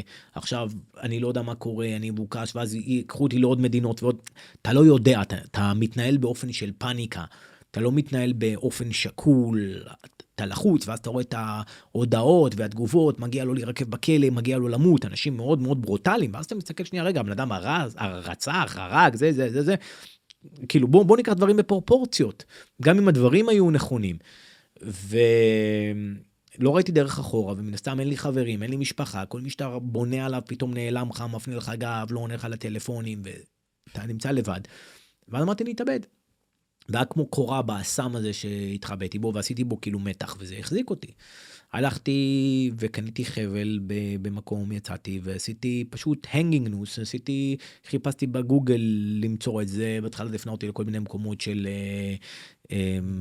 עזרה נפשית, וכל מיני דברים כאלה, ואז פשוט למדתי איך לעשות את הקשר הזה, שהחזיק אותי והכל, ועשיתי, פשוט אמרתי, זהו, זה הרגעים האחרונים, עשיתי, נתליתי, והקוראן נשברה, לא צוחק איתך, נשבר, ואז אמרתי, רגע, לא יכול להיות, אז אני לא מעניינתי, הלכתי לבית מרקחת, קניתי את כל התרופות. אתה מאמין בהתערבות עליונה? כן, ללא ספק. המילים האחרונות שלי שמעתי, שמע ישראל, אדוני אלוהינו, אדוני אחד, ואני הרי באתי מבית דתי, ומן הסתם הלכתי הכי רחוק, ואז ברגעים כאלה אתה כן אומר, תשמע, משהו פה לא הגיוני, ואז אמרתי, טוב, אני הולך לבית מרקחת, אני אקנה כל הכדורים שאני יכול לקנות בלי מרשם. קניתי אלכוהול, קניתי הכל, ריסקתי את הכדורים כדי שזה יהיה כמו אבקה, הכוס הייתה ככה מלאה, לא חס חלילה שאני אומר פה לאף אחד איזה טריגר כזה או אחר, להפך, כאילו, החיים הם מתנה ולא משנה כמה קשה, אבל בסופו של דבר, כשהבלון והבועה מתפוצצת, אז הכל זה שטויות, והיום אני מסתכל על זה, וזה מה שחיזק אותי ועשה אותי בתור בן אדם. ושתיתי את זה, הכיתי את הנשמה, 3 ימים הייתי מחוסר הכרה, יצא ממני מקיא של השטן, פשוט ככה, ולא יודע, ואמרתי, תשמע, אני קיבלתי את החיים במתנה, הייתי צהוב, ולא מגזים, ולא טיפול רפואי, ולא כלום, ואז אני חייב להילחם. התקשרתי ליאקי כאן, העורך דין שלי דאז, ואמרתי לו, תשמע, יאקי, 1, 2, 3, 4, אומר לי, תשמע, זה בלון שהבלון התפוצץ, אם אתה רוצה לחזור לארץ, תגיד לי, אנחנו נשב ונסדר את העניינים, כאילו אין מה לעשות, אתה תשב בכלא, אבל זה לא כזה ביג דיל, הכל טוב. אמרתי לו, תשמע, יש לי כמה דברים לסדר לפני זה, בוא זה. ואז אמרתי, תשמע, אני חייב להביא את פולינה, זו הייתה בת הזוג שלי דאז, אני חייב להביא אותה אליי, אני רוצה שהיא תבין, גם אם היא עוזבת אותי, היא לא רוצה להיות איתי, אני לא רוצה שירחיק אותנו בלי שיש לי אופציה לומר את המילה האחרונה. ואז אמרתי, רגע, אם אני אתקרב אליהם לבית, יזמינו לי משטרה וזה, אז חיפשתי חוקר פרטי, ואז בעצם שכרתי חוקר פרטי עם כל הכסף שנשאר לי המזומן, ובעצם במשך חודש כמעט לקח לי לאתר אותה, בהתחלה שלחתי פרחים, לא קיבלו, שלחתי זה, לא קיבלו, שלחתי זה, לא קיבלו, ואז איתרו אותה, וחיכיתי לה, הוא הביא אותה לטלפון שהייתה בחדר כושר, ואז אמרתי לה, בוא ניפגש שם מחר, והכל בסדר, רק אני אסביר לך, שמתי את העורך דין של הטלפון, הוא גם הסביר לה, ואז קבענו ששבוע לאחר מכן היא תעזוב את הבית. וזהו, וזה מה שהיא עשתה בעצם. גם כמה היא ידעה על מה שעובר עליך ברמה הנפשית עם כל הניסיונות? אז לא סיפרתי לה על זה, כמובן היא ידעה שאני במצב לא טוב, ועוד פעם, היא בחורה מאוד מאוד מאוד יפה, היא יכולה להיות עם כל גבר אחר, אבל היא בחרה להיות איתי, והיא באה ממשפחה מאוד מאוד מאוד מאוד מאוד עשירה, אגב, אם אומרים שאני נוכל וכל זה, היא ילדה יחידה, ויכולה, הסבא שלה שווה מעל $500,000,000, ואם הייתי רוצה, הייתי יכול לחיות חיי בלי לזוז יום אחד, והכל היה שלי, ועובדה, עזבתי אותה, זה לא הייתי שם, לא הייתי בלי שום דבר כזה, והייתה חברה של הבנות בסרט, כאילו, אחת מהן הייתה הידידה שלנו, הייתה טסה איתנו ביחד, אז הייתה פה בארץ, היא טסה לבקר אותי בארץ, גם אחרי הקורונה, גם בזמן שהייתי פה בכלא, בארץ היא טסה וביקרה אותי פה במהלך השיעור. גם עוד בהקשר של הנקודה הזאת שהיית וזה, אתה בעצם הרבה אנשים שמגיעים למצבים כאלה מתארים תחושה של קירות נסגרים מכל כיוון, כאילו אין לי פתרון אחר. הכל, אין לך פיק, אתה רואה הכל שחור, כי מצד אחד כל העולם שונא אותך, ככה אתה חושב. עכשיו, לא שזה עניין אותי, אבל אתה רואה, כן, קראתי את כל התגובות, תגובה לתגובה, וזה קשה, וזה הורג, ותשמע, אף אחד לא מבין, אבל אומרים עליך סיפורים, אבל ערכו את זה בצורה כזאת, כאילו אתה זה, רגע, הנה הוא כותב את ההודעות, למה? שנייה, אנשים, תחשבו רגע, נראה לכם שמישהו בזמן אמת הלך והסריט עם מסרטת ההודעות שאתה כותב בלייב, אז למה הם לא עצרו אותך אז, אם יש פה פשע, ואם יש פה משהו שהוא לא תקין, אז הם שוחזר, אז ברור שהם יכולים לכתוב מה שהם רוצים, אז הם יכולים לעשות כל מה שהם רוצים, ומציגים את זה באופן מאוד מניפולטיבי, באופן שמשחיר אותך, מה שתפס, שגם יש לך רמת חיים, וגם אתה עדיין לא נתפסת, ואתה on a run, ואז זה מתחיל פה מתחילה הבעיה, ואתה לא יודע על מי לסמוך, ומי לא, ומי יכול להסגיר אותך, ומי לא יכול להסגיר אותך, מטורף. ופתאום כתבים מתחילים להתקשר אליך, ולא יודע איך משיגים בכלל את הטלפון שלך, ואתה נכנס לפאניקה, ומפה למעשה הגעת לרגע גם הפיק הכי גדול בחזרה, שעוד יותר גדול ממה שהיית. זאת אומרת, משם התחיל טיפוס שכן הגיע בסופו של דבר. התחיל, אז קודם כל, כשנעצרתי, איך זה היה נראה, כן. אז קודם כל 2019, שנעצרתי, וואלה, תחושת הקלה הכי טובה שהייתה לי בחיים. זה היה יום שישי, בשדה התעופה, וואלה, לא יודע, תחושת, לא ישנתי בחיים, ואני לא צוחק איתך, הייתי בתא עם 8 אנשים על הרצפה, בלי מים זורמים, בלי שירותים, בלי כלום. לא ישנתי כל כך טוב בחיים, כמו אז, עד היום, אני זוכר את זה. מה אתה אומר? היה לי תחושת שחרור, לא זוכר, זה הזוי. נשמע הגיוני בטירוף. היית על הקצה כל החיים. אחרי כל כך הרבה זמן, וגם כשעצרו אותי, אז שאלו אותי היוונים, מה השם שלך? אז אמרתי להם דוד שרון, זה הדרכון שהייתי בו, אז אומר לי זה, ולקחו לי טביעות אצבע על השם הזה וזה, ואז העורך דין שלי הגיע ואמר לי, תשמע, תגיד להם, הם יודעים מי אתה, תגיד להם, אז היו צריכים גם לשנות לי את הזה. בסופו של דבר ביוון לא קיבלתי כלום, כאילו, ישחררו אותי, כאילו, קיבלתי מאסר על תנאי, והייתי צריך לשלם קנס של 10,000 יורו, ואיך ששילמתי את הקנס, ישראל ביקשה את צו ההסגרה, אמרתי, אתה יודע, אני לא אלחם עם זה, כאילו הייתי יכול... המשיך לישון טוב. כן, כי אין טעם, כי קודם כל אין לי דרכון. אז זאת אומרת, אם הייתי רוצה, מדינת ישראל הייתה מביאה לי תעודת מעבר אך ורק לישראל. אז מה עשיתי? אז אם אני אשתמש עוד פעם דרכון מזויף, אז הם מגבילים אותי, הם נועלים אותי, אז מה אני יכול לעשות? ללכת לבקש אסיילם, כאילו, מקלט מיוון, בגלל זה, אז אמרתי, אז בוא נסיים עם זה, לא רצחתי אף אחד, לא הרגתי אף אחד, הכל טוב. חיכיתי להסגרה, שגם שם התעללו בי. לא אגיד לך שלא, כי כל יום, היום, היה להם 40 יום, והם הגישו בקשת ההסגרה ביום ה-39, הביאו אותי בערב יום כיפור, בכוונה לשים אותי על החגים, לשים אותי על הזה, לשים אותי... באמת בכוונה? כן. תשמע, הטיסו 12 שוטרים להביא אותי. 12 שוטרים למשטרת ישראל, טסו לוויקנד על חשבוני. אתה אומר שיראו ויראו. לקחו אותי, ההשפלה הכי גדולה שהייתה לי בחיים, הנה, שאלת אותי השפלה, זה הקטע הכי משפיל, שהביאו אותי להסגרה, לקחו אותי, אתה יודע, שאתה יורד בירידה, אתה יודע, בשדה התעופה בבן גוריון, לקחת את המזוודה, לאסוף את המזוודה. ושמו אותי אזוק ידיים רגליים, עם 12 שוטרים, ואתה הולך כאילו רצחת את רבין, לא יודע מה, הזוי. ואז איזה ילד אחד הצביע עליי, אמא, למה יש לו זה ולמה זה, ולא, הוא בן אדם מסוכן.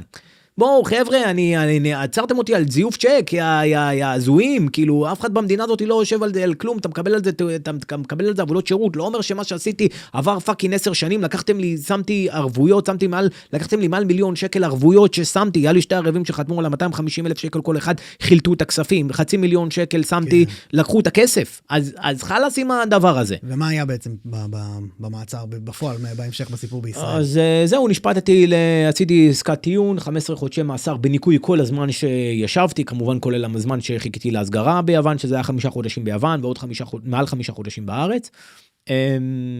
ואז השתחררתי, גם בשחרור שלי לא רצו לתת לי שחרור, עליתי לוועדת שליש, אחרי המשפט שלי, הגיע לי שליש, אבל השופטת אמרה, זה תיק ציבורי, וזה לא יראה טוב בציבור, לכן אני לא נותן אותך. פשוט הייתי יכול לקבל שליש והכל, ואז היה בעצם חופשות מיוחדות לקורונה, שגם שם לא נתנו לי. ואז אני הגשתי ערעור לבית משפט, ונשאר לי כאילו זה 2 שבועות למאסר שלי. ואז הפרקליטות אמרו שאני אברח, אז השופט אומר קודם, למה שיברח אם הוא סיים, נשאר לו 2 שבועות, ומה הטעם, וגם אם הוא רוצה לברוח, אין איפה לברוח, אז לא תופס גורים, כאילו מה הטעם שלכם, אז אני כן רואה שאתם מתאמרים. בסוף ניצחתי את זה, והשתחררתי, הייתי 2 שבועות במעצר בית, היה אסור עליי לעזוב את ישראל עד 9/9/2020, שזה בעצם היה ריצוי המאסר המלא שלי, וזהו, לאחר מכן עשיתי בעצם רעיון הראשון שלי, זה היה ב-23/5/2020, באולפן שישי. שיא הקורונה. אז זה בעצם היה הרעיון הראשון שלי, וכן, ובעצם אמרתי אז שנטפליק הולכים לעשות עליי סרט, הם לא, אתה יודע, בהתחלה כולם לקחו את זה באופן סקפטי, כמובן, אתה יודע, התחלתי להיות במשא ומתן מאוד מאוד מאוד מאוד פעיל עם נטפליקס, הציעו לי הרבה מאוד כסף, ואז ראינו שזה הולך להיות צד אחד צדדי, וזה יכול לגרום להרבה מאוד בעיות משפטיות, מבחינת עורכי הדין, אז הם יצאו לי לא לעשות את זה. מה זאת אומרת? כי אם אתה הולך עכשיו עם נטפליקס, ואתה משתף פעולה, ואתה מוכר להם את הזכויות יוצרים ל10 שנים, אין לך say, אתה לא יכול להגיד כלום, אז הם יכולים לעשות מה שהם רוצים, אתה מביא להם את התמונות שלך, אתה מביא להם את הכל, את החומרים שיש לך, אתה לא יכול להשתמש נגדם. כמה זמן לקח מפה עד לרגע שזה בפועל יצא? 2 שנתיים. וואו. אנשים לא מבינים, זה הרבה מאוד זמן לוקח. הרבה זמן. הם עובדים על זה, הפקות, כן, זומים. 35 מיליון דולר אמר. כן, זה התקציב. וזומים לוקחים חודשים. זום לפה, עוד חודש אתה קובע זום נוסף. מה אתה אומר? זה מסע ומתן, עורכי דין, הרבה מאוד כספים, הרבה מאוד גם לצד שלי וגם לצד שלהם. כן. אתה יודע, עוד פעם, חברות ענק, הם לא עובדים מהרגע לרגע, אין אצלם זה. אתה יכול לסכם לי בעצם את נקודות שהיית בכלא? זאת אומרת, איפה היית כמה זמן בכל מקום? מעצר ראשון 2011, מדינת ישראל, מאסר 2015, ספטמבר, 11 לספטמבר 2015. כמה זמן כל אחד מהם? בישראל היה יום-יומיים, בפינלנד 2015, 587 יום, כמעט שנתיים. 2017 אני יוצא בעצם מהכלא לכלא בארץ. ליוו אותי, גירשו אותי מפינלנד, ואז בעצם בישראל עצרו אותי בשדה. כאילו מה זה בשדה? במטוס. הייתי עוד חודש במעצר ב-2017, השתחררתי בערבות. לאחר מכן 2019 הייתי עוד כמעט שנה כמעט, גם ביוון וגם בישראל, כאילו סיימתי את ריצוי המאסר, ו-2025 הייתי חודשיים, 62, 63. שזה היה הכי נוראי? כן. מה אתה אומר? יותר מפינלנד? כי קודם כל פינלנד התנאים, בוא נתחיל ככה, יש לך, התנאים הם תנאים מאוד מחמירים מבחינת הנוקשות, אבל תנאים של בית מלון 3 כוכבים, יש לך מקלחת, שירותים בתא, תא לבד, אין סורגים בתא, יש לך תנאים סוציאליים, באגף יש 18 אסירים, באגף. לתת לך, באגף שלי עכשיו, היינו באגף אחד יש לך 126 אסירים, באגף אחד, פה איפה שהייתי עכשיו בזה, ואתה נמצא עם 6 אסירים בתא. אין לך מקלחות פעם בשבוע, טלפון, גם כשיש לך שיחות 3 פעמים בחודש, ומקסימום שיחה, מקסימום כל הדקות שלך בחודש לא יכולות לעבור את 45 דקות, ומקסימום שיחה ביום לא יכול להיות מעל 10 דקות, וגם אם יש לך שיחות, מותר רק לשתי אנשים מהתא לצאת. ומה בנוגע לאיך בעצם מסתדרים בכלא חברתית? אז קודם כל זה מאוד קשה, לא אגיד לך, כי אתה לא הווייב של... בכלא לא שמים, כמה שזה נשמע, אולי בסרטים מראים את זה, לוקחים אנשים לפי הפשע. לא, נגיד בישראל ובמקומות אחרים שמים אותך עם כולם ביחד. נגיד כביכול אתה נחשב עבירות צווארון לבן. אז אתה לא גנגסטר, אתה לא עבריין, אתה לא עכשיו מישהו בא מהרחוב. אתה יודע, זה יכול להיות אנשים כביכול מעלים ממס, דברים כאלה. זה סוג העבירות, אבל לא, שמו אותי בגלל שברחתי, בגלל שמשתי בדרכונים מזויפים, גם במדינת ישראל, אגב, אני מוגדר סגה, ואני מוגדר סיכון גבוה לבריחה. אז נגיד, גם שהיו לוקחים אותי לבית משפט, הייתי כפול, בידיים, רגליים כפול, כאילו משולב, הזיקים, לא היה לי חופשות בכלא, הייתי בכלא מקסימום סקיוריטי, היינו באגף של 73 אנשים היו מאסרי עולם. כן, פה בארץ ישבתי עם 73 אנשים מאסרי עולם, וזה מאוד קשה, כי אנשים אין להם בעצם מה להפסיד. הדיפה שיש להם זה הכבוד. כן. אז כמה כבוד משחק תפקיד בתוך הכלא? הכל. אנשים, אני אומר לך, בן אדם אומר לך על חניה, רצחתי בן אדם. לא, אבל בתוך הכלא בפנים, כמה כבוד. הכל. הוא בעצם אומרים שהוא המטבע. הכל. מצד אחד, למדתי שאנשים, הבן אדם הכי מסוכן, הוא לא הכי מסוכן. נגיד הייתי ביוון, ואז בטעות נתקלתי למישהו בכתף, והמשכתי הלאה, ואז בא אליי בן חדר שלי, השתגעת, לך תבקש ממנו סליחה, אמרתי לו, מה קרה, מי זה? הוא אומר לי, זה ראש המאפיה הזה, הוא יכול, הבן אדם הזה הרג איזה 300 אנשים, אז הלכתי ורצתי אליו וזה, I'm sorry וזה, והוא הסתכל אליי בחיוך, הכל בסדר, רגוע, זה.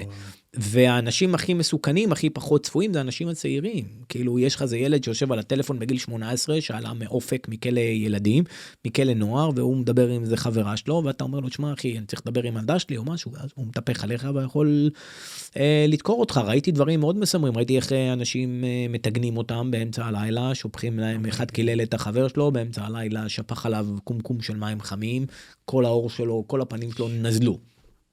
ואתה לא יכול להגיד כלום, כי אז אתה נראה בעצם מלשין, ואז בכלא כולם מקבלים עונש קולקטיבי, זאת אומרת, כולם הולכים לצינוק, ואז איזה חודש אין לך ביקורים, אין לך קנטינות, אין לך כלום. גם עכשיו, הייתי בספטמבר, חודש לא היה לי, חודש הייתי עם אותם זוג תחתונים, כן, זה עצוב, לא היה לי שמפו, לא היה לי כלום, במשך חודש, ואז הביאו לי איזה תא, איזה בחור אחד שהייתי בתא, אז הוא היה דווקא מישראל, על סמים, מאוספיה, וואלה, חיזק לי את הלב, הביא לי אז שמפו של Head and Shoulders, אני אומר לך, עד עכשיו הריח, זה היה כאילו, וואו, כאילו, אתה מעריך את הדברים הקטנים, ואת כמה הדברים חשובים, כמה המשפחה חשובה, כמה הנואנסים הקטנים, זה הדברים שהכי חשובים. האם הכלא, או דברים אחרים גם, לימדו אותך באופן חריג, כן להבין אנשים. אתה יודע, זה חלק מהתדמית שנוכל הטינדר מייצר לך, שבעצם יש לך יכולות זיהוי טובות.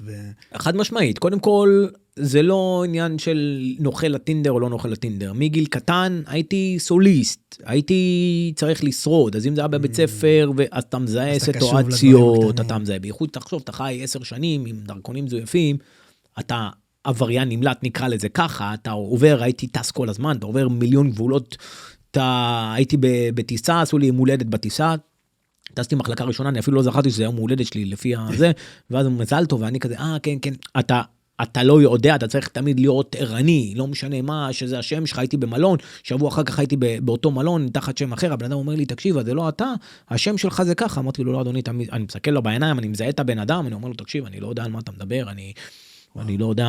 אז מה היכולת זיהוי שהכי נתנה לך יתרון? הדבר הכי טוב שמה, זה נואנסים, קודם כל, אתה לומד את הסיטואציה, אתה לא מנסה להיות הבן אדם, אני והפרח בגני, אתה יושב ולומד את הסיטואציה, לומד את האנשים, רואה לאן, אם אתה בכלא, אתה לומד בתא, אתה לא מדבר עכשיו בתא, אתה לא מנסה לעבוד איום, הרי בסופו של דבר זה גברים, זה להראות מי הבוס, מי האחראי, זה כמו משחק שחמט, אתה בעצם 3, 4, 5, 6 צעדים קדימה, אתה מקבל מה שאתה רוצה, אתה רק פשוט, הדרך, אתה מראה לבן אדם שזה כביכול הולך לפי הדרך שלו, זה מה שהוא חושב. האנד גיים, מה שמשנה בסופו של דבר, זה התוצאה הסופית, זה האנד גיים. מעניין בטירוף, אתה יכול לתת דוגמה למשהו כזה לא יודע, תחשוב שאתה רוצה בחורה, סתם דוגמה, ואתה יודע שאתה רוצה להיות איתה. סתם דוגמה, נגיד, אתה רוצה להשיג אותה, לא משנה מה, אתה חייב. אתה יכול לפנות אליה דרך האינסטגרם, והיא לא תענה לך. אתה יכול לעשות דרך אחר מניפולציה, דרך אחרת, התוצאה תהיה אותו תוצאה, אבל... איזה אופן, מה, כמו מה? לשלוח לה משהו. לא יודע, אתה יכול במקום, אני לא אעשה את זה, אני לא מדבר לך בחורה, נתתי בחורה שאנשים יזדהו משהו כזה ספציפית, אז... אתה תהיה באותו מקום שהיא תהיה, ואפילו לא ידעו שאתה שכרת, אתה עשית את זה בעצם. גם אולי תיקח את זה לכיוון של בעצם עולם העסקים שאתה עושה, כאילו, אם זה נותן לך יתרון שם. שבעצם התוצאה עצמה, סתם דוגמה, נגיד אתה תרצה שמישהו יבוא וישקיע במטבע שלך, ואתה יודע אתה רוצה את הבן אדם הזה, סתם דוגמה נגיד, בתור משקיע, אתה רוצה את הבן אדם הזה שיפרסם את הדבר שלך, זה הדבר הכי חשוב. אז אתה עושה את הדרך, שזה יגיע דרך האנשים הנכונים. אז אתה יודע שיש לבן אדם כזה אינפלואנסר, קוראים לזה, השפעה. יש לבן אדם כזה השפעה עליו, אז אתה פונה לבן אדם, הבן אדם הזה פונה אליך, התוצאה זה מה שאתה רצית שיהיה מההתחלה, אז אתה פונה ל-A, אתה פונה ל-B במקום לפנות ל-A, וה-B בסופו של דבר מביא לך את ה-C. אתה מדבר אבל על טכניקה של בעצם להראות שאתה יודע פחות, חלש יותר, דברים בסגנון הזה. כן, להיות האיש, לתת למישהו אחר, לחשוב... שהוא מנהל את התהליך. Let the fool to fool himself that he is fooling you. זה הכל. אתה יודע את התוצאה, אתה סיימת את הסיטואציה, תגיע כמו שאתה רוצה. אבל תן להם את זה. חוקרים במשטרה. כן. יש להם את הקטע של הכבוד. תראה שאתה כנוע. סתם דוגמה. אתה כנוע, כאילו, הנה, אתה בידיים שלהם, הנה אני מפחד, הנה, נשים לך, הגעתי לארץ, חקרו אותי, אנחנו נשים לך את עבד האנס, את דוד הכושי. אמרתי להם, חבר'ה, יצאתי מ-587 יום, היו עושים לי היי ליטלר כל הזמן, נראה לכם, אני מפחד מעבד האנס, אני אנוס את עבד האנס. סתם דוגמה, הדברים האלה, אתה לא בא ומראה, אתה מכבד את הבן אדם, אתה נותן לו את הכבוד שלו, אתה לא בא עכשיו, אני יודע, משטרה עצרה אותי, כן, אדוני השוטר, מה שלומך, הכל בסדר. אם זה בעסקים, או מישהו מפעיל, הם מרגיש intimidation, הרתעה ממך, או משהו כזה. בדרך כלל גברים אנחנו עובדים על אגו, הרי גבר, מי יש לו, אתה תלך עם בחורה יותר יפה, אז כולם מסתכלים מהרגע, יש לו כסף, הוא מגיע עם רכב יותר יפה, יש לו כסף, אתה צריך לדעת להיות לפי הסטנדרטים, אז גם אם מישהו עכשיו, נגיד מישהו יהיה בסטנדרטים שלך, אז הוא ירצה להראות שהוא המילה האחרונה, כי אתה לא תגנוב לו את ההצגה. אז זרום איתו בסיפור שלו, אבל בסופו של דבר, אם מה שאתה רוצה להשיג, אתה תשיג את זה בדרך כזאת או אחרת. אני תמיד אומר, זה Simon way or no way, אז זה פשוט, כאילו, עוד פעם, זה דרך מניפולציה, זה אותו דבר שנשים עושות, אישה גם כן עושה את זה כל הזמן, פשוט, היא עושה לך פרצוף, היא עושה לך זה, היא מציגה מה שהיא רוצה, אם זה דרך אשמה, אם זה דרך פינוק, או דרך לא יודע מה, היא גורמת לך לעשות בסופו של דבר מה שאתה רוצה, אז עוד פעם, אני לא המצאתי את הגלגל, אני בסך הכל אוהב להחכים, אוהב לראות מכל בן אדם, מכל מלמדה השכלתי, מכל אחד אני מסתכל, מכל אחד אני מבין, קורא את הסיטואציה, מבין את הסיטואציה, רואה את הבן אדם, רואה מה שמתאים, ואתה יודע, זה כמו שעכשיו אני אשב עם מישהו שאני אוכל איתו חזיר, אני לא אתחיל לדבר איתו על אלוהים. סתם דוגמה, אני לא אוכל איתו חזיר, אני רק אומר, אני אשב וידבר איתו, ואני לא אתחיל לבוא ולדבר איתו על אלוהים. כן. מצד שני, אני לא אשב ויאכל חזיר ליד מישהו שהוא דתי, אני לא אוכל חזיר, אני רק נותן, סתם דוגמה, אני הולך את זה לקיצון של הקיצון, אני לא אלך וישב עם שותף שלי, שהווי-פיי שלו בבית, אז קוד זה פרי פלסטיין, אני לא הולך לדבר איתו על מדינת ישראל, אם אתה מבין מה אני אומר, אז אני מראש נמנע מסיטואציות שאני יודע שיכולות לעבוד איזשהו טריגר מסוים, או איזשהו, אז אתה נמנע מהם, גם אם הדעות שלך הם קצת שונות, גם אם הדברים שלך הם, עוד פעם, זה לא שאין לי backbone, אני עומד על הדברים שלי, והכל בסדר, אבל אתה שומר את זה שם, אתה לא מגיע לסיטואציה שזה פותח, או שזה יכול לגרום לאיזשהו השפלה, לאיזשהו משהו, ואתה מנווט את הסיטואציה, לאיך שזה הולך לכיוון שלך. מעניין בטירוף. אנחנו מתקרבים לסיום, אז אני אשמח לשאול אותך, מה העצה הכי טובה שאתה קיבלת בחיים שלך, שעזרה לך לשרוד את כל מה שאתה עברת? זה קשה, אבל החיים הם כמו מסעדה, זה בעצם המוטו שלי, בסוף אתה משלם על הכל, לטוב ולרע.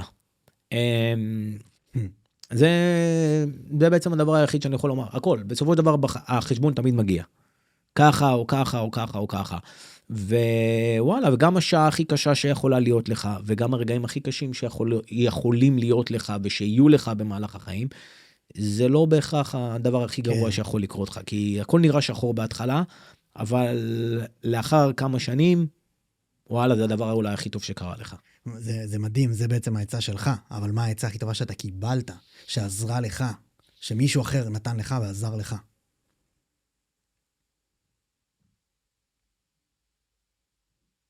אני לא יודע, אין לי על זה תשובה. מה אתה אומר? אין לי על זה תשובה. אתה לא חייב, אתה יכול גם לקחת רגע? לא, אני מנסה לחשוב, כי אני לוקח כל כך הרבה מכל כך הרבה מאוד אנשים מחכימים, ואני אוהב ללמוד, אני אוהב לקרוא, אני כל יום לומד משהו חדש, כל יום לומד, לא משנה, משהו חדש שלא ידעתי אתמול, סתם דברים שאין להם מה האורך של נושאת מטוסים, לא משנה, סתם דברים שאין להם שום קשר לכלום, אתה יודע, אבל למדתי משהו חדש, ולקחתי הרבה מאוד דברים מכל הדברים האלה בסופו של דבר, אתה יודע, אני לא יכול לומר איזה עצה אחת ספציפית ששינתה לי את החיים, או הרבה מאוד אנשים שואלים אותי אחד השאלות, איך נהיים עשירים, איך אפשר להיות, כן קראתי ספר בכלא, The Wealth, איך זה נקרא? לא The Wealth. של מי? לא ג'ון איסבון, לא, איך השם שלו? The Philosophy of Wealth, ספר מ-1939, שבעצם מדבר על הנרי פורד, על הכל, כאילו, ספר של באמת שינה לי את החיים מיליון ואחד דברים שאתה, אתה יודע, אתה לומד, אתה קורא, ובסופו של דבר מנסה ליישם אותו במהלך החיים שלך. ועוד פעם, אני חושב שכל הכישלונות, כל הדברים הקשים, הרעים, זה הדברים שבעצם, אתה יודע, אומרים לך, איך אני יכול להצליח? להצליח זה לא, אין איזה מנטרה ספציפית, זה לשנות את הדפוס פעולה שלך, זה לשנות את הצורת החשיבה שלך, ואם זה לא מגיע ממך, אם אין לך את הדרייב, אם אין לך את הרעב, אתה יכול לקרוא מיליון ספרים. אתה יודע, זה כמו אנשים, נגיד מי שמאמין, מתפלל.